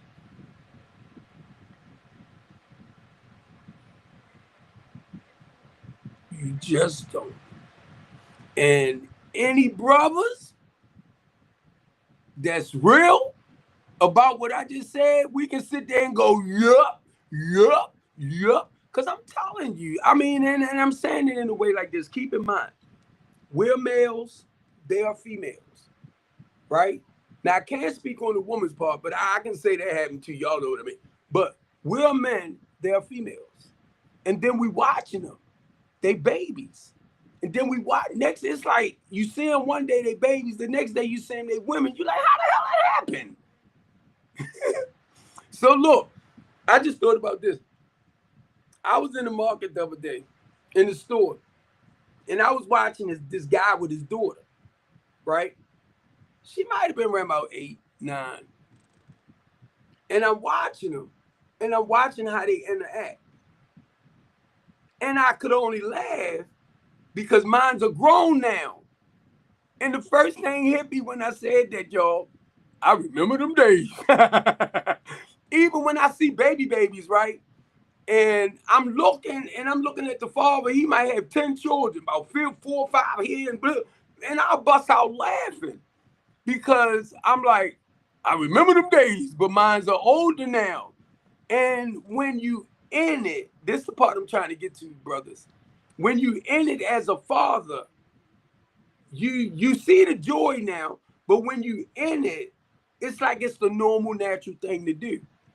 But now when you're looking at somebody else, hey, Mr. Drew, when you're looking at somebody else with them young like that too, you be in your head and be like, man, I remember them days. And I can guarantee you in your head like I was, yeah, no boy better not get in their face, blah, blah, blah. Oh, that little boy looking at you. And I'm like, pass that. So it's amazing to me because I get a chance to look at other fathers with young babies that's, growing up. And I begin to see it, right? And I'm like, God dang, I remember going through that myself. And it's amazing, because guess what? I didn't move from that mode to where I got a 6-year-old granddaughter and almost a 2-year-old granddaughter and a 16-year-old grandson. So look at all that as a dad, even with my 22-year-old son. Look at all of that. And then I'm able to sit back and I'm looking at the grand. Did y'all miss that? Did y'all miss that? Check this one out. And I'm going into the old man's story now. I'm at a family cookout. And this was some years ago, into the old age that I am. I was a little bit younger. I'm sitting there watching my children run around. My nephews and nieces, I raised them right. So I'm watching their children run around. And I be, God dang. I'm trying to see, was my grandson born at the time? My grandson was probably born at the time. Yeah. So I'm sitting there watching the kids that I raised that have kids now. And then it took me back to our ancestors. And what I'm talking about with this one, you know how the family at the family reunion, and it's taking me to where the older elders are sitting on the porch and they looking over the family out there and enjoying themselves, and grandkids and great grandkids, and they looking generation after generation. And do y'all know that's what I was looking at? That's amazing. I remember me and my friend Gary Wade, before he passed on me. We used to sit back and talk about getting older together. And us sitting on the porch in the rocking chairs and watching over our family like that.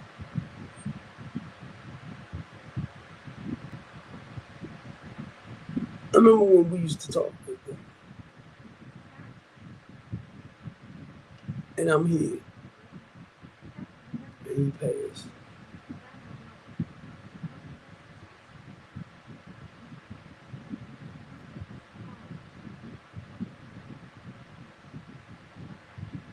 I was going to say, that's amazing. And a lot of times now, what's happening now, a lot of us take life for granted.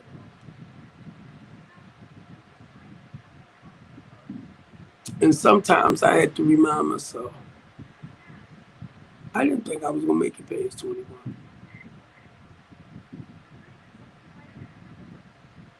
I didn't really grow up till I was 40 years old. Because all through my 17s and my 20s, even though I worked, I did, stuff like that. But I never really had a chance because I was doing other stuff, to me, right? To really enjoy my life, even though I did what I did. So I think in my 30s, I was trying to recapture my 20s. And when I turned 40, that's when I realized, Steve, you getting old. So it was like a lot of the stuff that I did during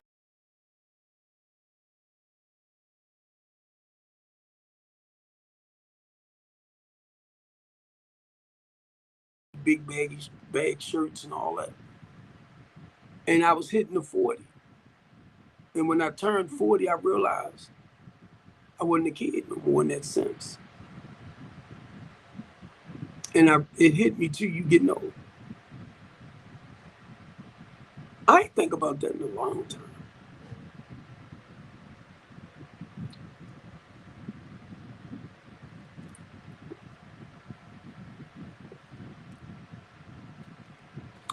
So guys, keep in mind, a lot of the stuff that I hear y'all talk about. I did. I did in my younger days, you know. So some things I hear y'all say, it's like I've been through it. A lot of y'all that I know, when y'all talk that junk about sleeping with this one, sleeping with that one, and I'll come back, right? And I can tell y'all, don't think it's now, because I had to get that cleared up, because somebody thought I was talking about the stuff that I practiced over, say, 11, 12 years ago, right? They thought I was talking about I'm doing it now.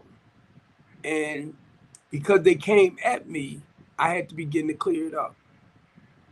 So a lot of times when I say I was a sugar daddy, when I say I was, and now say, like, if I say I was and I use the word retired, that means I don't do it no more, right?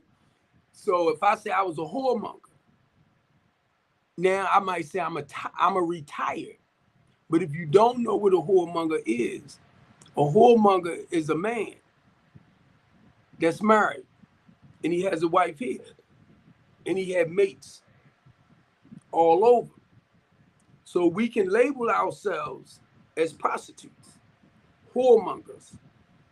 Um, um, um, um, in my case, I didn't have no problem being known as a sugar daddy because I liked the younger females.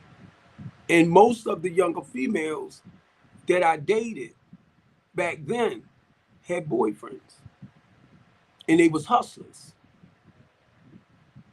The reason why? Because the hustler's out there hanging with his buddies, but he left his main girl at home.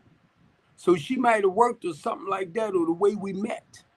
He wasn't showing her a lot of love, attention, and affection because he was with his homeboys. So who came along? Big Unc. I was known as Unc. I was known as the Hack Man. But I was hitting your girl.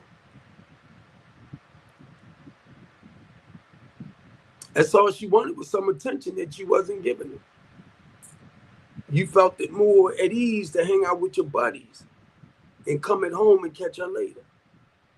So that's why most of the time, when you was home and you was watching the kids on the weekend, or you was watching the baby, her and I was hanging out.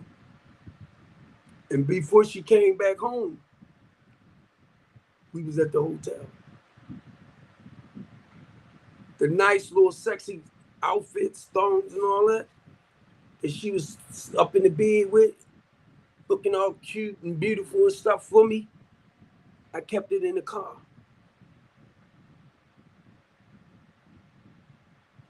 You guys want to talk about it? You want to hear the sugar daddy story? And it got to the point. Matter of fact, after I left, I had the wife at home. And I had 8 of them on the side. If I wanted to hit 4 and 5 a day, I did.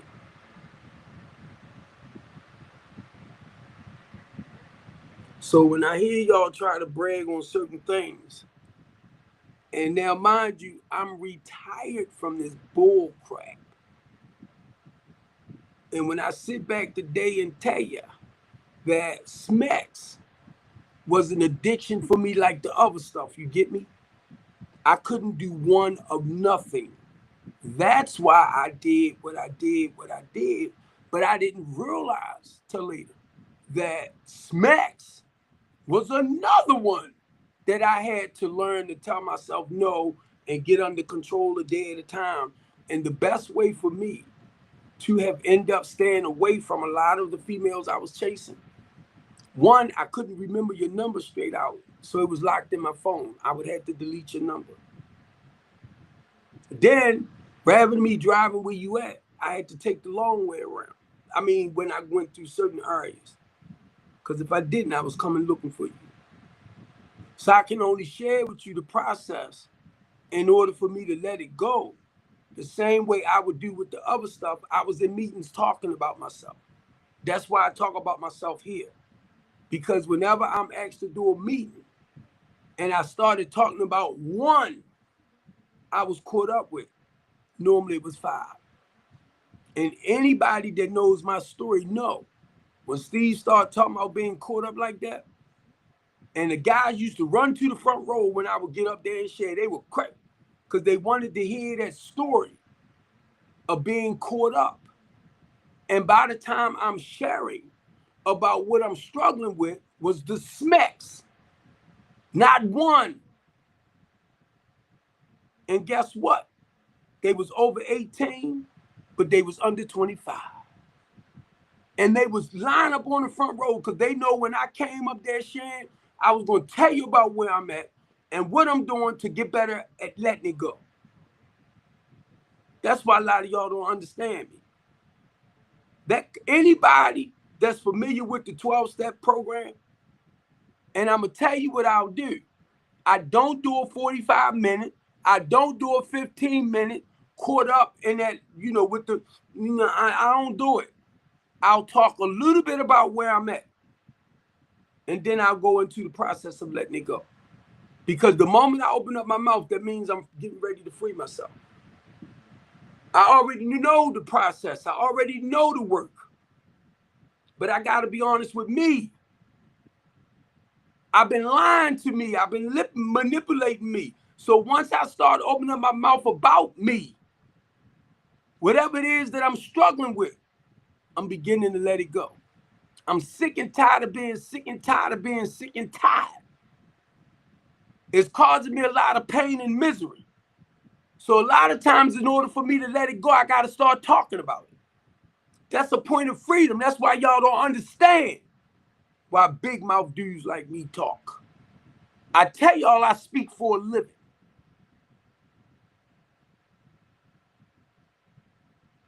And anybody that knows me more like on the 12-step program, we speak our own language. Anybody that knows me as a man of God, if it comes to scripture, I can feed you scripture. If it comes to just the spiritual matters, I can tell you about the connection and the relationship that I was able to gain with God or Jesus Christ. I understand we all, have our own avenues. Understand that. But don't come in to critique my stuff. Because when I tell you that it was the word, it was the spirit that hovered through the universe, you read it just like I do. It was the words that came out of that spirit that spoke everything back into existence. It was the spoken word, which became the written word, which became the living, breathing word. So you can say what you want, but I'm only telling you what he did with me. We call it Trinity. So if you reading some other Bible stuff and it tells you a certain thing, that's fine. I can't knock that. That's how he works with you. But when it comes to me, when I tell you I am a Christian, and if you read in Philippians, the 2nd chapter, it talks about emulating Christ's humility. He was a loving, kind, considerate man. I wouldn't care if he was a Jew, if he was a African, if he was a Chinese man, I'm talking about his personality. That's where y'all get messed up at. I'm talking about the human being. So if I say I'm a Christian, I'm just telling you I'm a loving, caring, kind, considerate man. But I can tell you this too. As a human being, character-wise, when I say I could be a no good, rotten son of a sea biscuit, y'all know I'm saying a rotten, no good son of a bee, right? But I say sea biscuit because I understand there's a good side of me. And it can also be a negative side of me. That's what makes up me as a human being, as the person. I love you, baby. But my goal, right, as a man, I strive to be more loving and caring than I was that rotten, no good sucker. I'm talking about me. I was a big, nasty dude. I used to brag and boast in the meeting how I used to do this and do that and do this and do that and taking people down.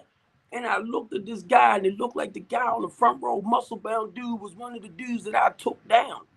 And something told me after that, stop, Steve. Stop. Because I heard a lot of people and don't remember who I heard it.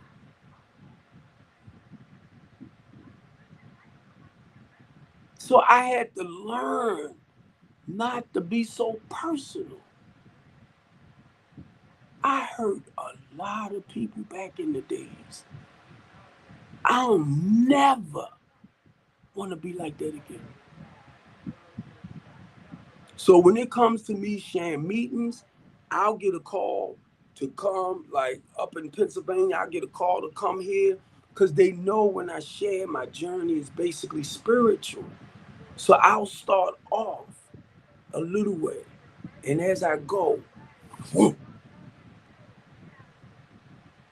that's why a lot of people don't understand. Anybody, like I said, in NA, they know Steve. They call me pastor because I'm not into a lot of the stuff. I don't go to dances. I don't go to a lot of parties. I stopped going to like conventions. Like my second year clean. Once I got to know me and who I was and everything, it's not about all that. I go to a meeting when I can go because one, God pulled me. I learned enough from the NA program, from the 12 steps, that I go back out into the community. That's what we all supposed to do. Even members in the church, you supposed to take, like you, God turned the quality of your life around. You supposed to go back and help those that don't know, that help us here. See, I already know. It's just I have a hell of a way of doing it and bringing it. And I notice some people are stuck in certain areas. Mainly when I go to meetings, I hear the same stuff. It don't even feel right no more. I hear how people stagnated.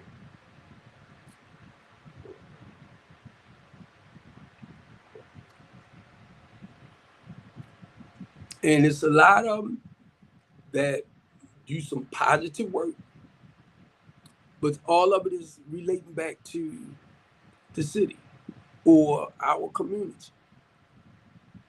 That's why when it come to me, if it come to me giving, and I'm with other people and we doing like community events, I can throw my own and I'll still come out and support you.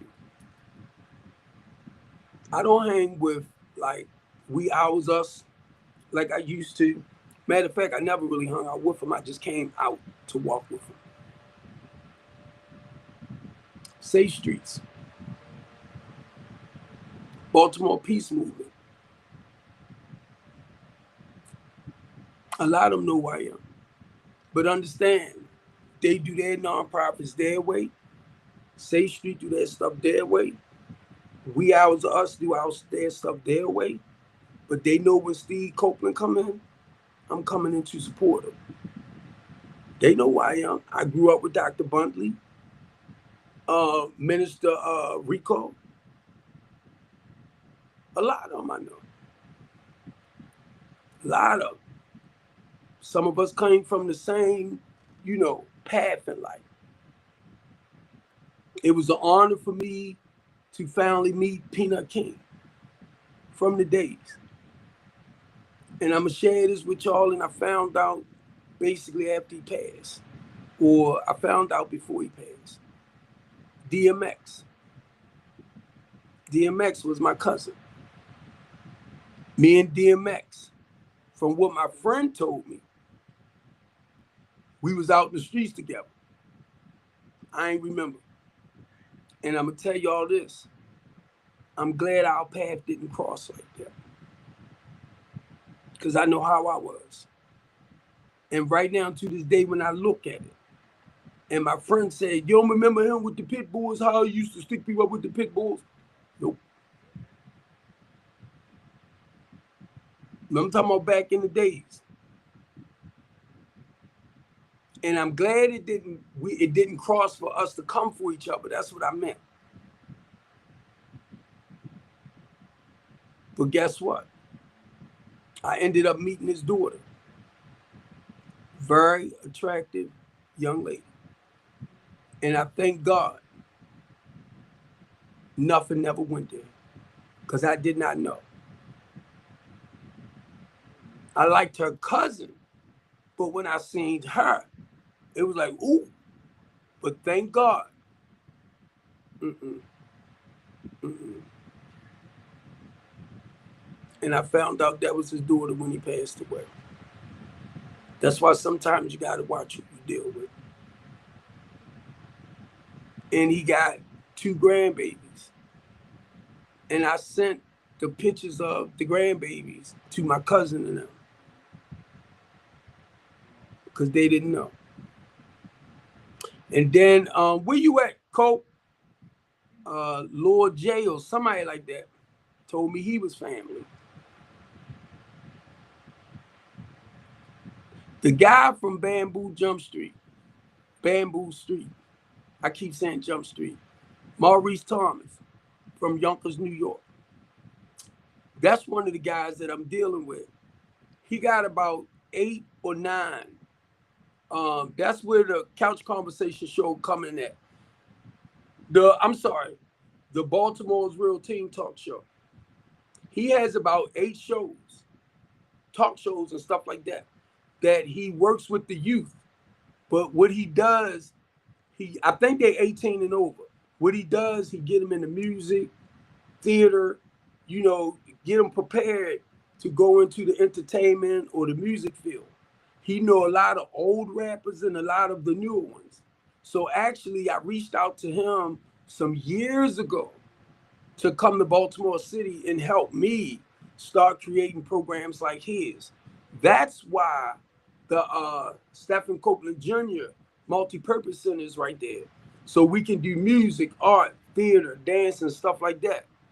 Now, before I got arrested, I was looking at some buildings to start the youth centers in. Now, on Saturdays at 2 o'clock, I had my nephew and them doing the teen talk show. But once I got arrested, a lot of that came to a halt. So it's basically getting that stuff done again.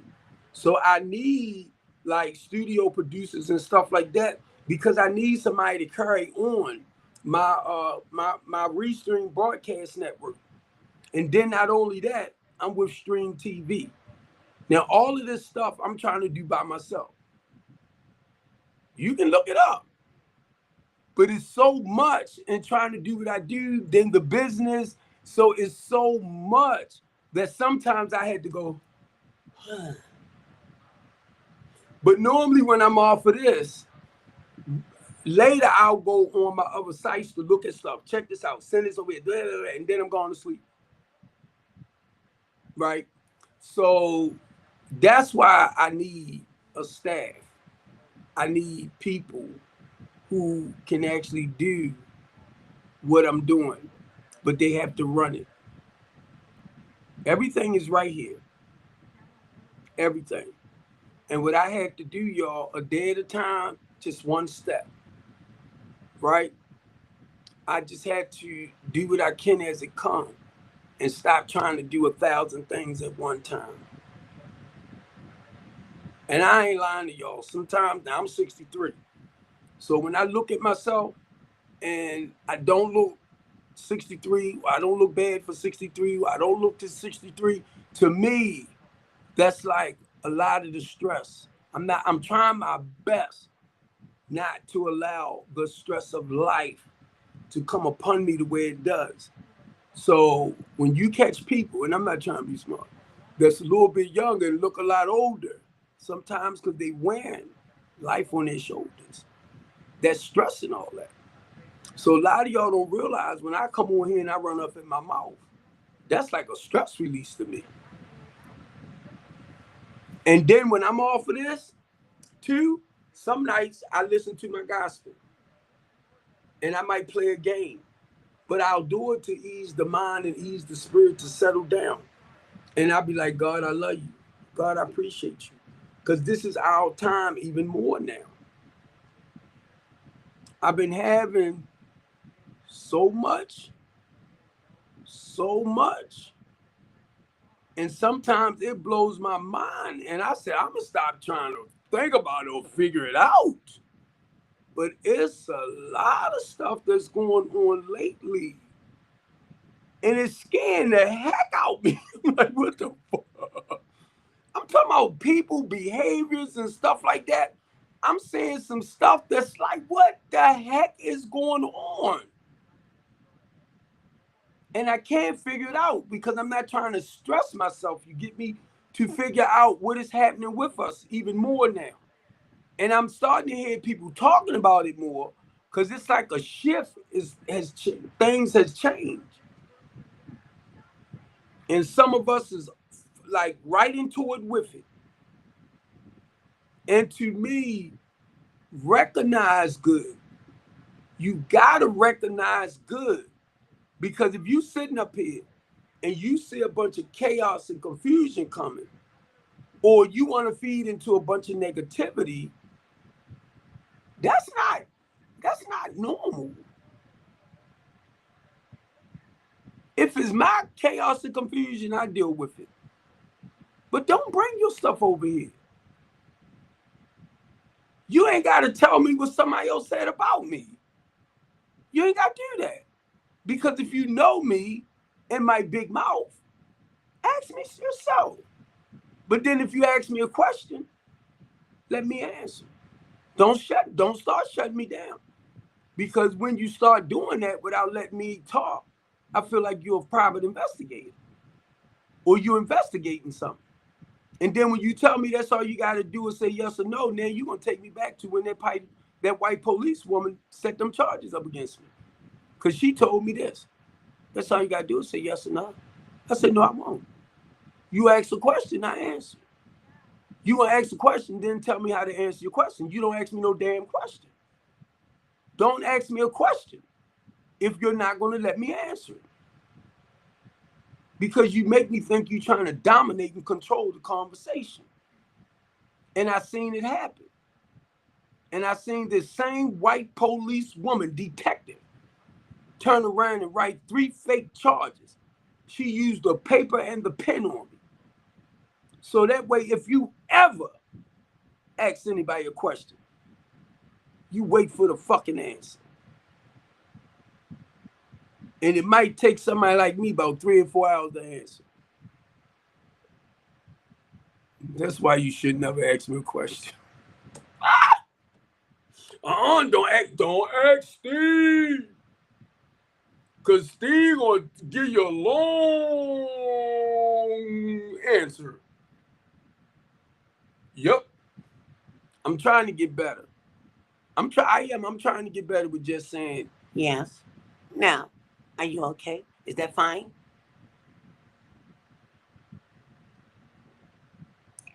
and then you'll turn around and get mad. Would you being sarcastic? Wait a minute, let me think. I bet you want an answer. Stop doing that. It's called communication. So if you ask somebody a question, you never tell them how to answer. Because if you already know the answer, don't ask the question. Okay? Seriously. Why ask a person a question if you already know the answer? Because you telling them how to answer. So you must know the answer. So when you do that to me, guess what I'll do? If you telling me how to answer, I'm like, well, I don't need to say nothing. And then when I sit there and shut up, you'll get mad. Well, if you got the answer, I don't need to say nothing. Oh, you trying to be smart? No, if you have the answer. Look at that. If you got the answer to the question, why ask it? And I guarantee you only asking that. Well, because I'm looking right at you. You got the answer too.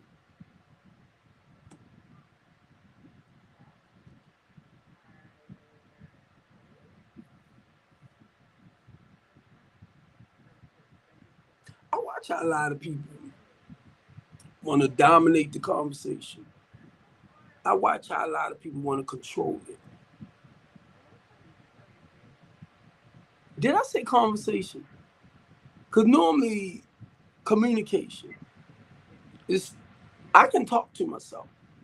But if you communicating with somebody, and it shows me how you have very, very, very poor communication skills.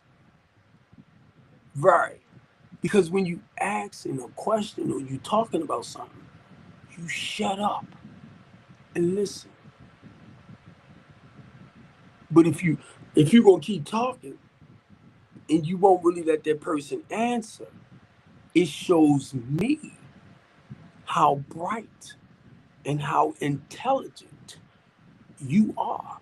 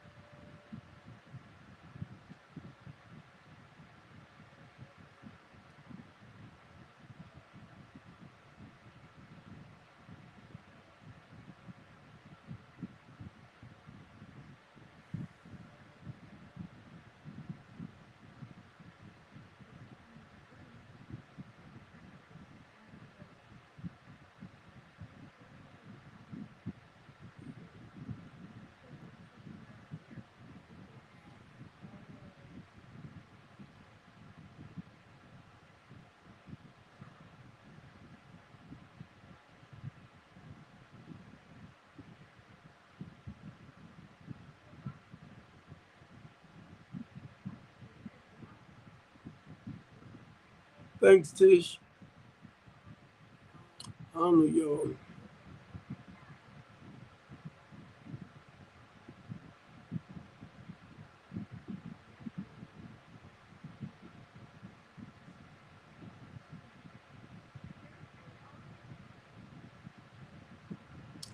I know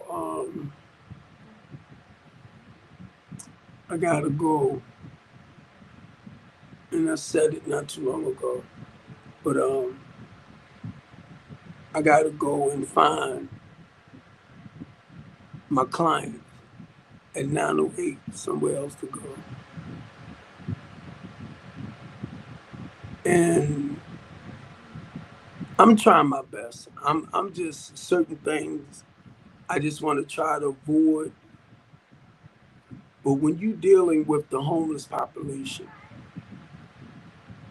and this person has no reason, none, to tell the women with children in my housing program that they gotta go. Now, mind you, they already homeless. They already homeless in a temporary housing program.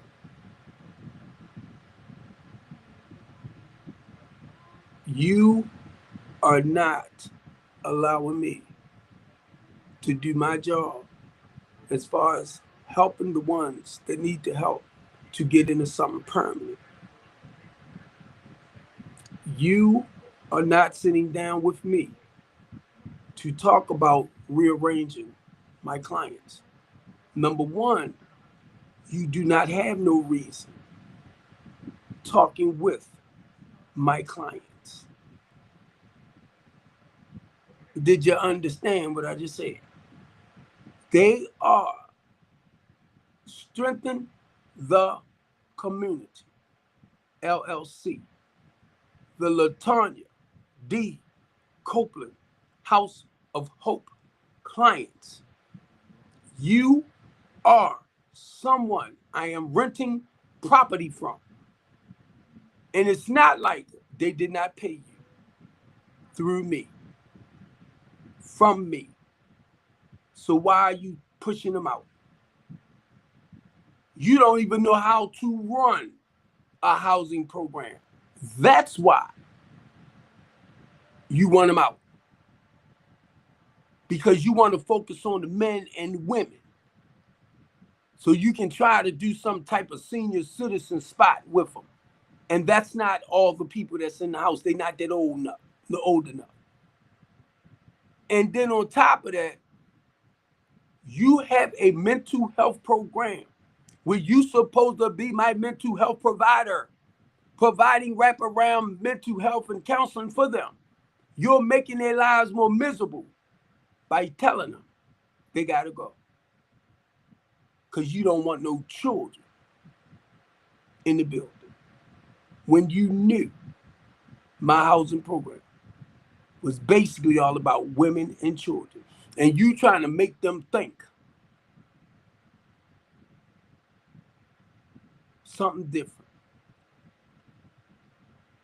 I would have never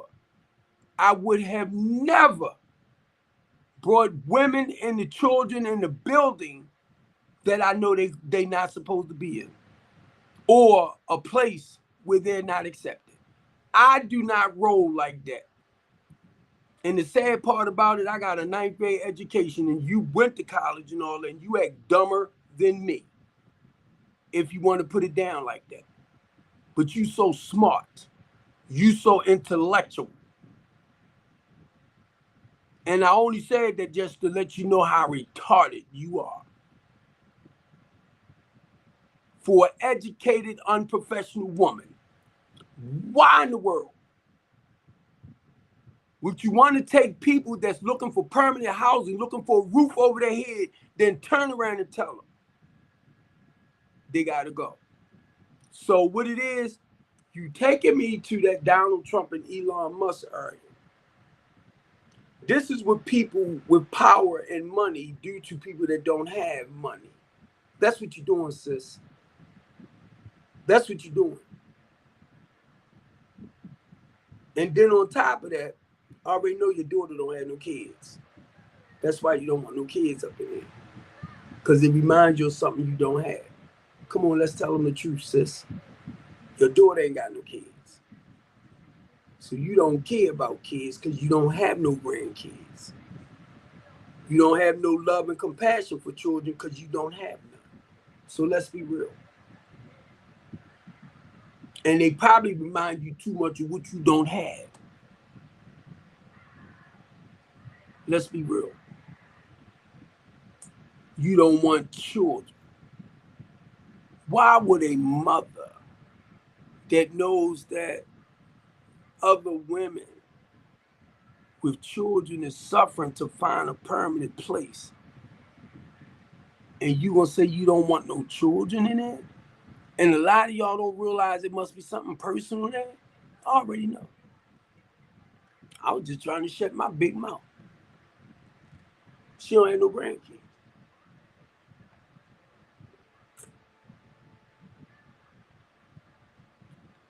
And the sad part about it, some of y'all that agree with that, you making it more harder for our young mothers with children to find a place to stay. And then you're going to sit up there and say, Steve this, Steve that. You knew, because I was introduced to you by Marlo Hargrove. You knew what my program was about. And now you want to play dumb. A 64-year-old woman, knowing there's mothers out here that need some temporary housing until they can get into something permanent. And you know what gets me with that? A lot of y'all are right with it. And I'm talking about y'all right here in Baltimore City looking in my face. You all right with it. You all right with it.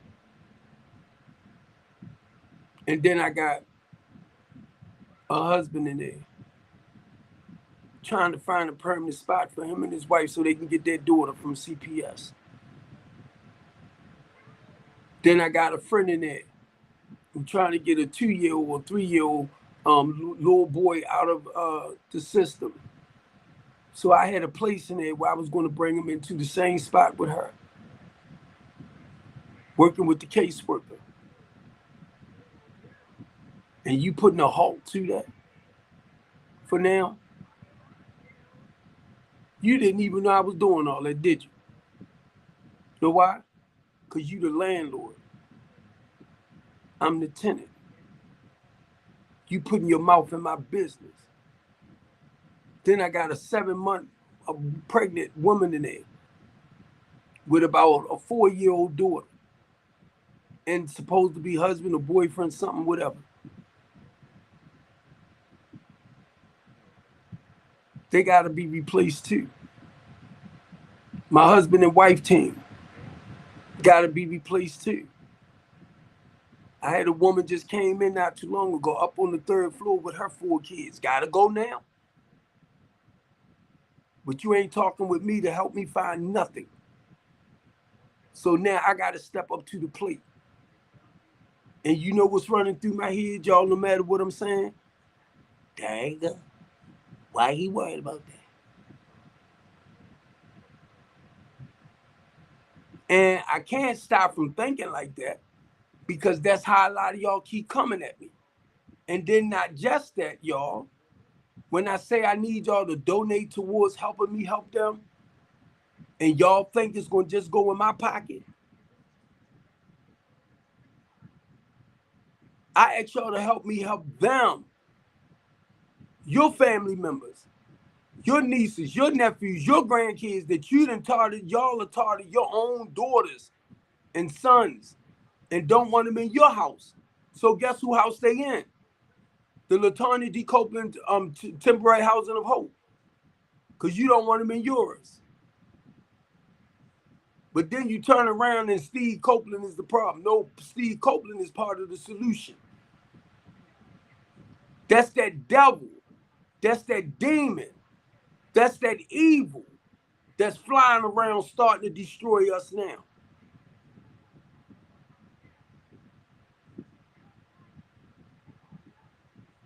And I ain't want to go saying enough like this, stuff like that.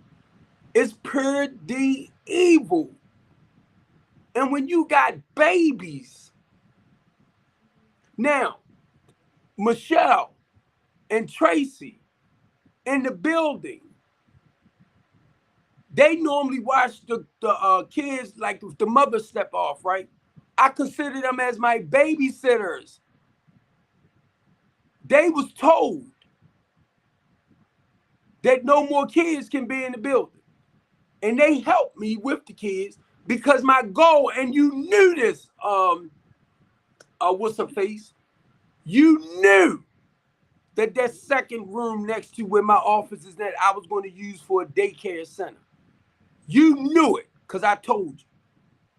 And all of a sudden, you want to act dumb. I ain't want no kids in here. I was going to do it all the way in the back office. But I said I'm going to do it next to me. That's why Michelle and Tracy keep the eyes on the kids when the mother's got to step out and go somewhere. So they went in there and told Tracy and her sister, Michelle, that the children got to go or they got to go.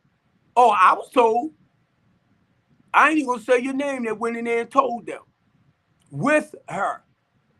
You talking to my clients without me. Because I wouldn't have never told them that.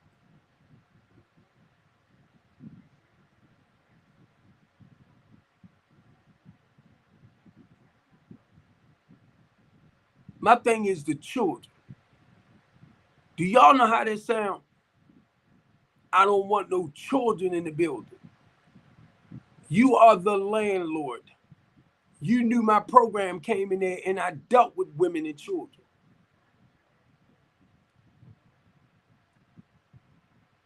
So all the mothers in there with children gotta go. All the fathers in there. I got a father, wife, and child that's supposed to be going into a permanent housing as soon as we get it set up. Gotta go. I got a couple in there, 7 months pregnant. And then she has a 3 or 4-year-old daughter I've been seeing running around with her and her husband. They gotta go. Because of the children.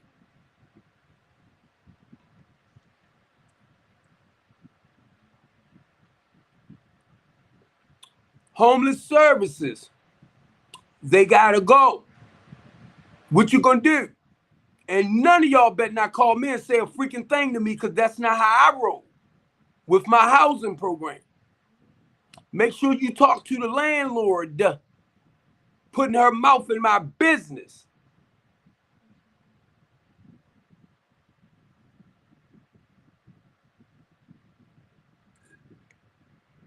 She ain't telling them they got to go because they didn't pay their stuff, because I paid her. So what's she evicting them for?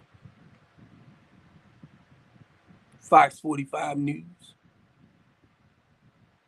Brandon Scott, Homeless Services, Inspector General Isabel Cumming.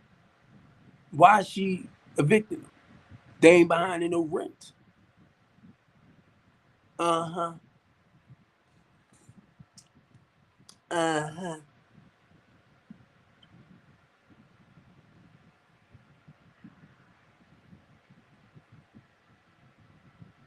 Guess what? Homeless Services.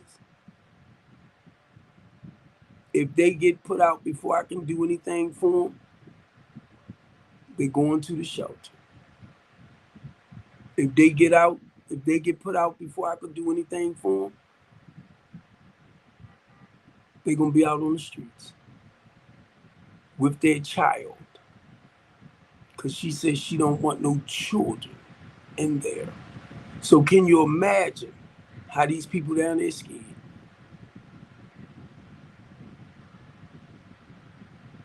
Because woman, you woman, who's my landlord, has nothing to do with my program, should be talking to me. And I'm not going to mention the names. You do not do that. That's not business. You talk to me.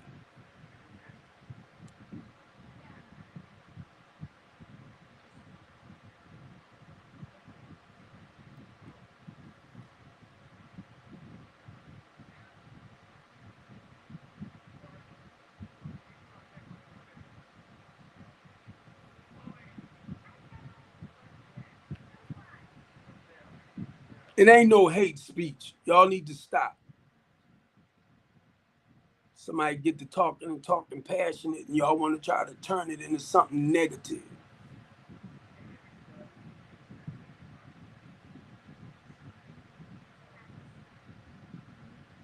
Got you this time.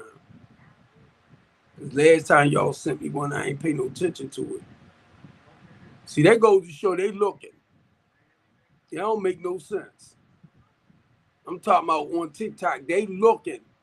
What you get ready to send down? I see it's blinking a little bit. Talking about hate speech, please. Ain't no hate speech. Now I wish somebody go after them for call themselves discriminating against people First Amendment rights.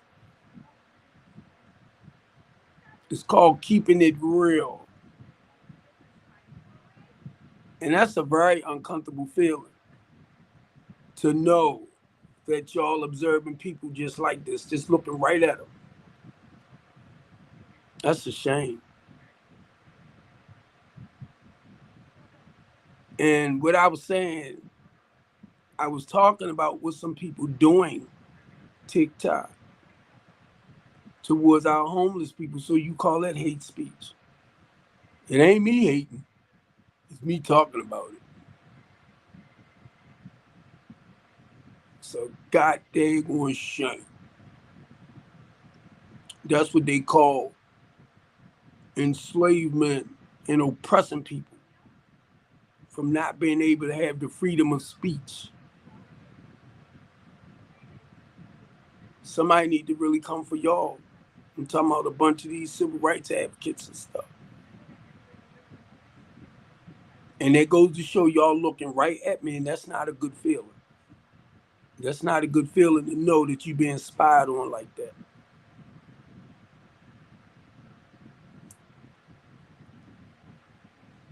That's why I didn't embed TikTok into my regular restream. And like I said, that's not a good feeling because I know y'all watch me. just like they do on Facebook.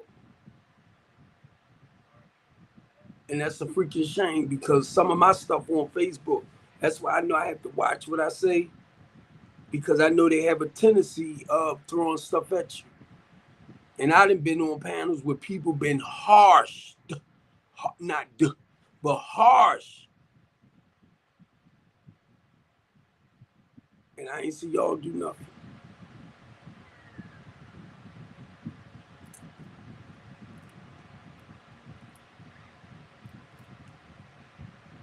And I'm sitting up here talking about what's getting ready to happen to people.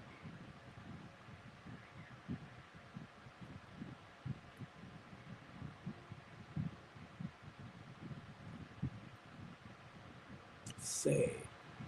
But anyway, let me get back over here. But no,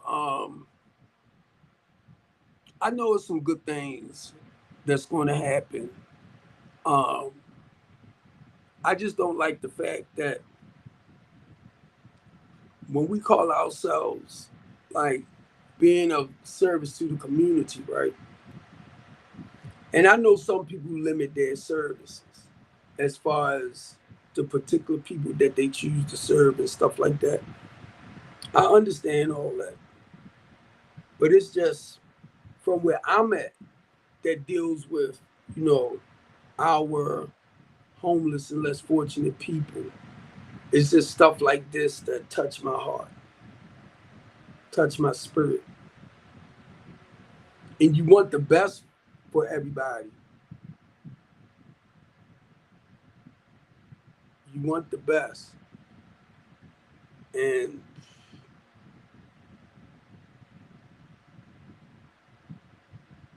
I'm just looking at people that's posting stuff I'm on my Facebook page. And I see them come through here as well, right? And they see everything that, and it's not me, like our people going through.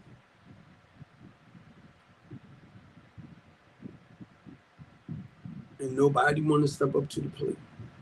And I really, um, it's like now I kind of look at God, but I can't blame God.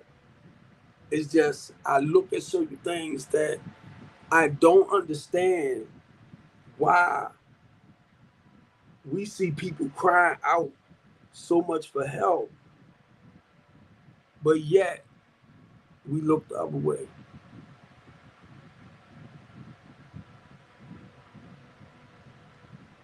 And maybe I should say for the people that can actually kind of like give the help. That's what I'm looking at. But just refuse to help. And that's what's beginning to bother me, to be truthful with y'all, is knowing that you have the power to do other things, to help people better their lives, and can jump on board, like with me, to help us do what we do.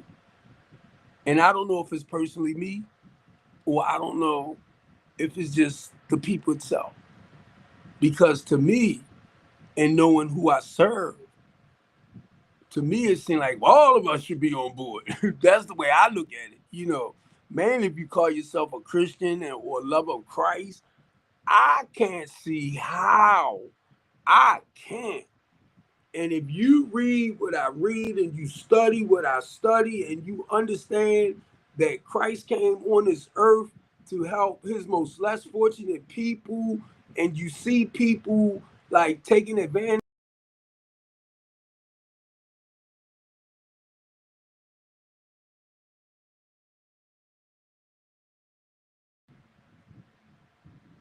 I can't.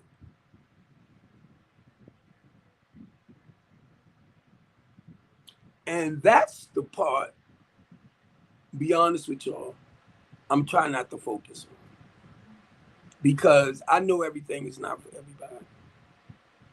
And I'm going to go ahead and end this because I don't want to get hit up.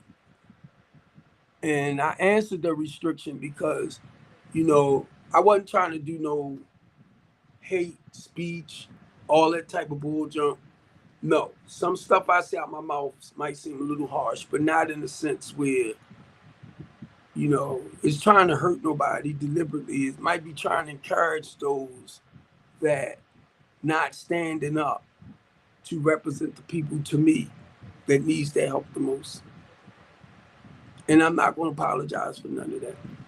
I'm not. So I love y'all, and I am going to get ready to get over here. And y'all have a good night because, once again,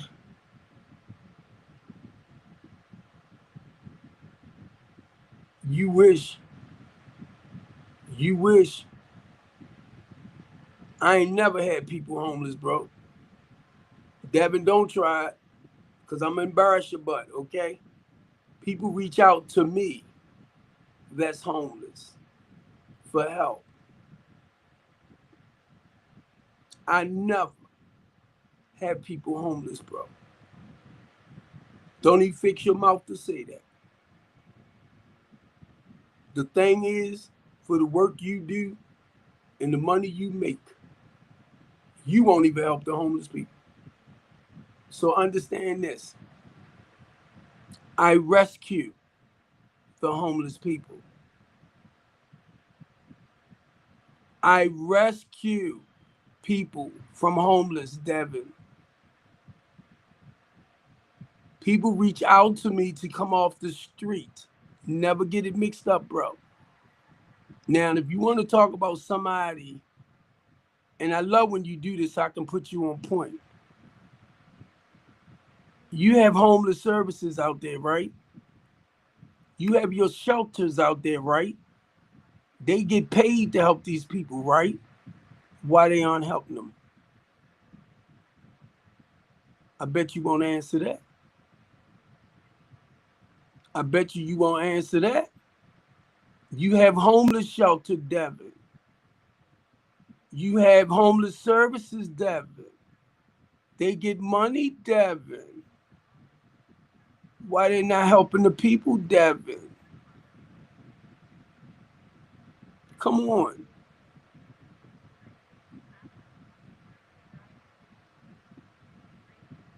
Brandon Scott gave homeless services $92 million a couple of years ago. They didn't spend it all. So what they doing with the money, Devin?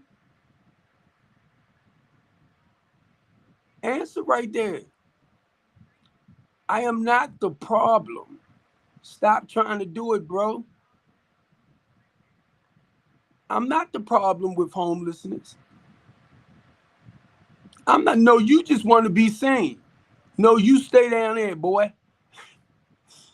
Devin, you didn't answer. Homeless services get paid for this. Why do we have homeless issues? That's not my problem, bro. Why you not going down to homeless services, right? And talking to them about the people that's still out there lost. Talk to them about the people that they turn away. And when they turn people away from coming into certain places, you know what they turn around and do? They reach out for my housing program and others like mine.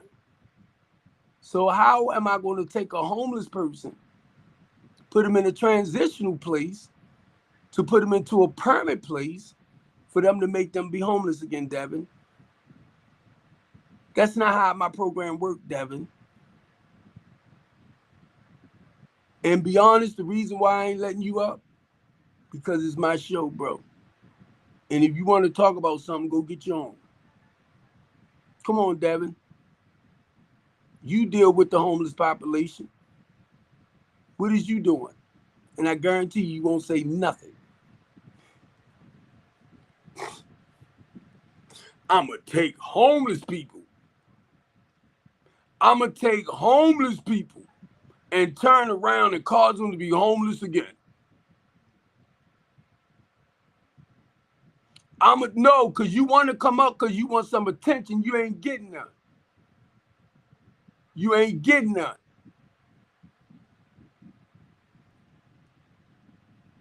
You just want some attention. I ain't getting you none tonight.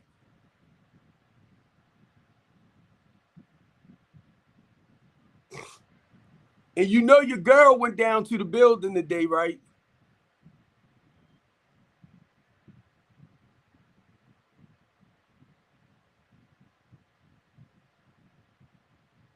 You know your girl went down there.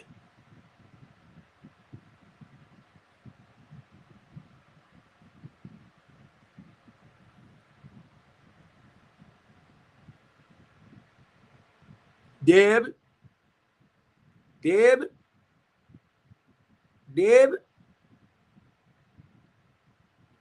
don't you, Devin, I wouldn't mind letting you up if I knew you had something positive to talk about.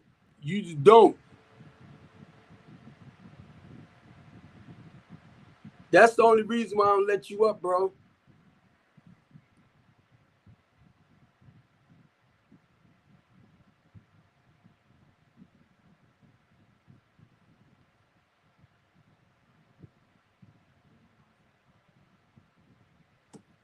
And Devin, you know, you know, for what? Devin is a bad seed, sis. Devin is a bad seed. You can let him up on your show. Devin is a bad seed. Devin is poison. I know Devin from Baltimore.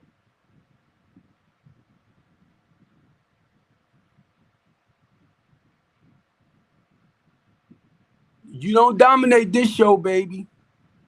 This is part of my talk show. You don't do that. Devin don't have nothing nice to say. So if you want him to come on your show, that's fine.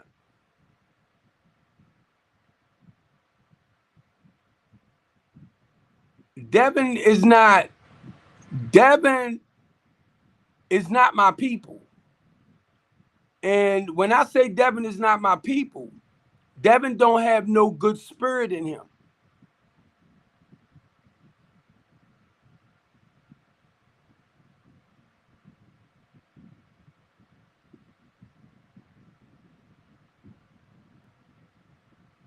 You know what? Um, don't do that, Chef. Don't do that. Now, one thing you know I don't do. When I come over to your show, sis, I do not disrespect you on your show. I mean, me and you have our own little thing, but I do not disrespect you on your show, Chef.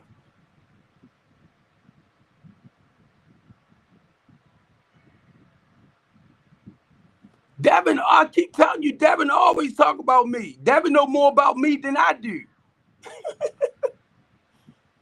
I don't want you to listen to that. I'm telling you, the guy is like, he come up, Chef. He'll come up on my show under so many different names, right? And once he mentions certain things, I know who it is. He's one of them ones, he's a attention seeker. So he'll come on under other names, but when he mentions certain things, I'll be like, oh my God, come on, Devin. That's why sometimes you can't feed into some people.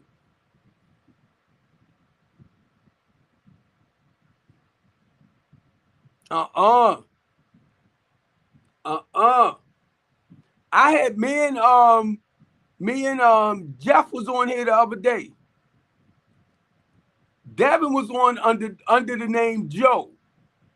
And he came for Jeff. Not on here. You don't do that on here. When I'm on my stuff, I don't allow that. I don't play that.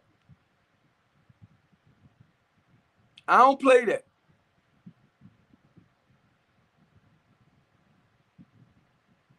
Do not, Devin, come on my stuff. And I'm on my TikTok and I'm on my restream.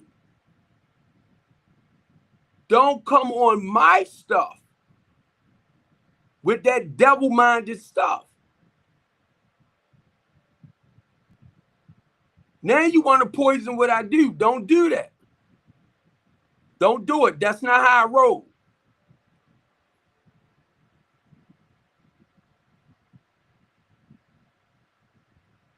And the only reason why, I don't block you, Devin. I know you under your real name now, but I don't block you because I know you want some attention.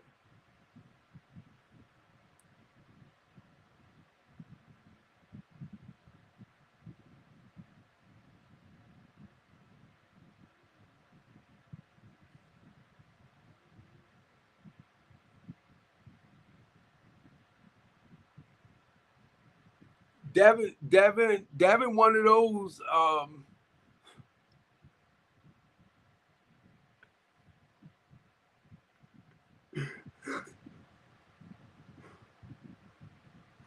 See, Devin want that attention, girl. I'm telling you. I'm telling you, the moment somebody feed into him, he'll go. Come on, Devin, because I'm going to block you. I'm going to block you under Devin now. Because I don't like that, bro. I don't like that. Man, you know too many people here in Baltimore City. Don't do it. Don't do it. I'm talking about helping the helpless and the less fortunate people. And he over here wanting to try to knock stuff. And Devin is the same one that works with the homeless and the less fortunate people. See, that goes to show you how fake and phony some people is. Why I keep a distance from them.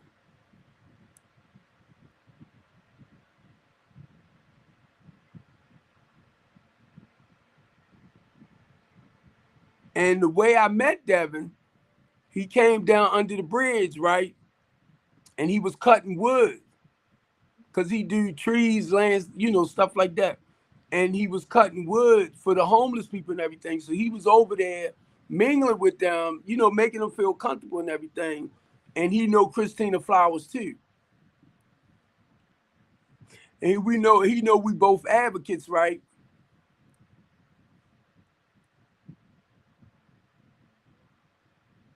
He know Larry Wallace too. We know a lot of the same people. Devin, one of those troublemaker guys. He do good on one end. He real good on one end, but then he'll stab you in the back. That's why I like picking with Devin, but you got to keep Devin at a distance. He never talks about the great things he do. So that goes to show me, rather than Devin, well, his motives for doing what he do is not healthy.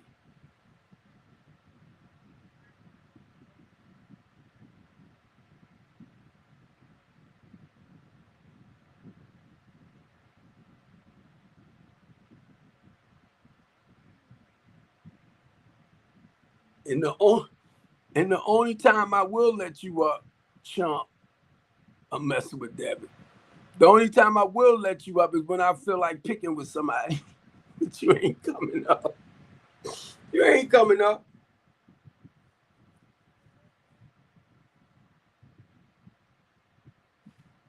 If you ask him anything he do good about his, like what he do good, and I already know what he do, he will not talk about it.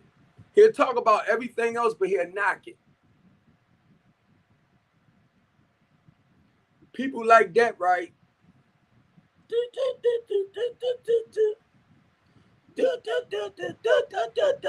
That's how you can tell. On one hand, people talk about good stuff, and on the other hand, they criticize the good stuff. They criticize.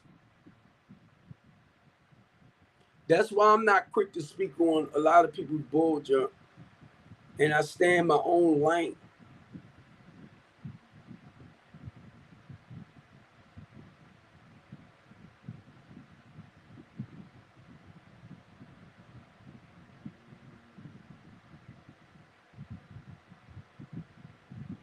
All right, Devin.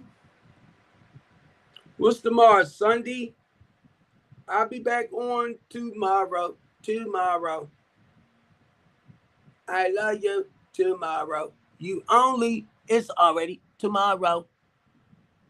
Tomorrow, tomorrow. I, I love you tomorrow. Tomorrow, it's only tomorrow away. Do not come on my stuff with certain things because I will block you. I will block you. I will block you. I am not. And y'all that knows me knows by now, I am not for the bull crap. I love the kid, joke and play, and I try to respect myself when I'm on other people's stuff.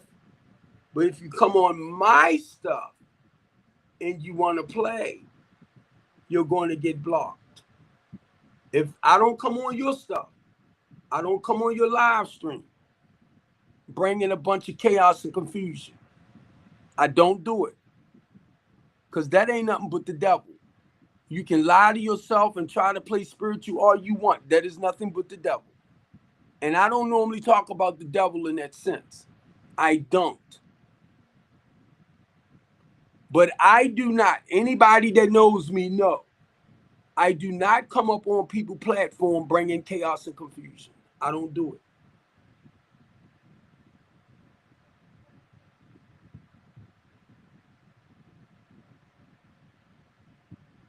And don't take a bad situation and try to glorify it.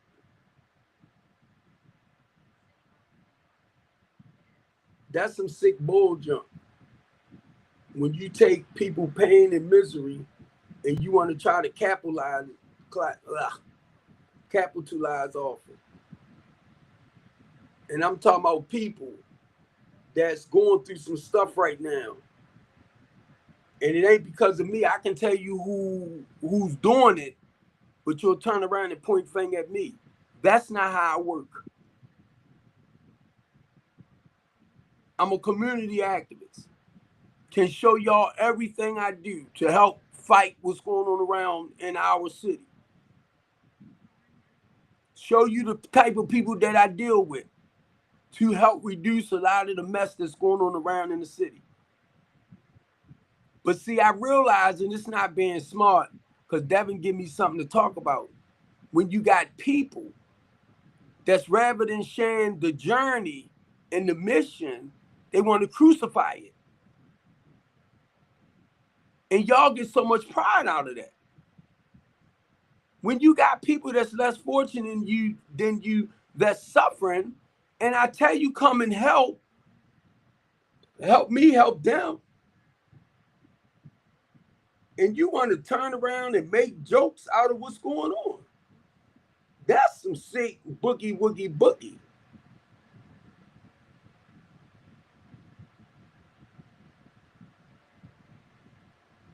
That's really sickening to me. And I can't understand how you hear everything I'm saying. And towards the people that, lives that we help fight for. And you want to criticize.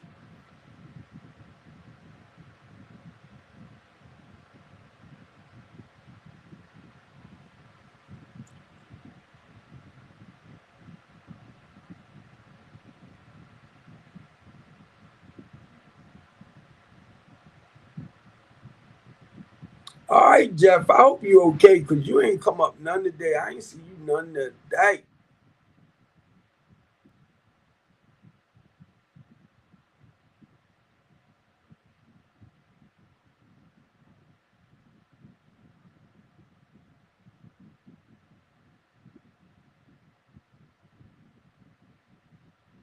Now I'm gonna tell y'all, I love when what's her name? Pastor Common Sense came up the other day. And I love when people who's on the same spiritual wavelength, right? Or energy, that third eye energy can come back and feed you. I love it when they understand everything you're talking about from a spiritual or energy perspective, like ghosts, like Common Sense, like Lisa, like 2K. I'm talking about people that feed you more spiritually And then you got those that want to portray spiritually, but you're not. It's like 1 minute you okay, and the next minute you not. Ah,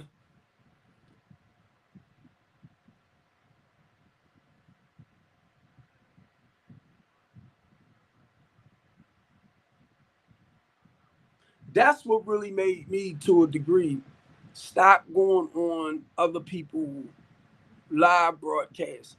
Now, it's about 5 people whose stuff I would come on because I enjoyed I enjoyed what they do. Now, I'm not one that's going to just jump on your stuff. I'm not.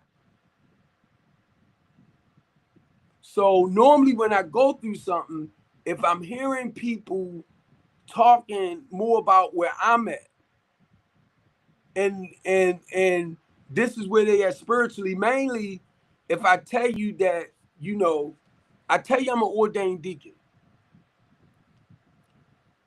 If I tell you my journey is spiritual, and if you're feeding a lot of chaos and confusion, I'm not going to stay there. I'm not. You got to understand that's not where my spirit is at. And because I know that God isn't the author, and I'm going to let y'all go over here, family.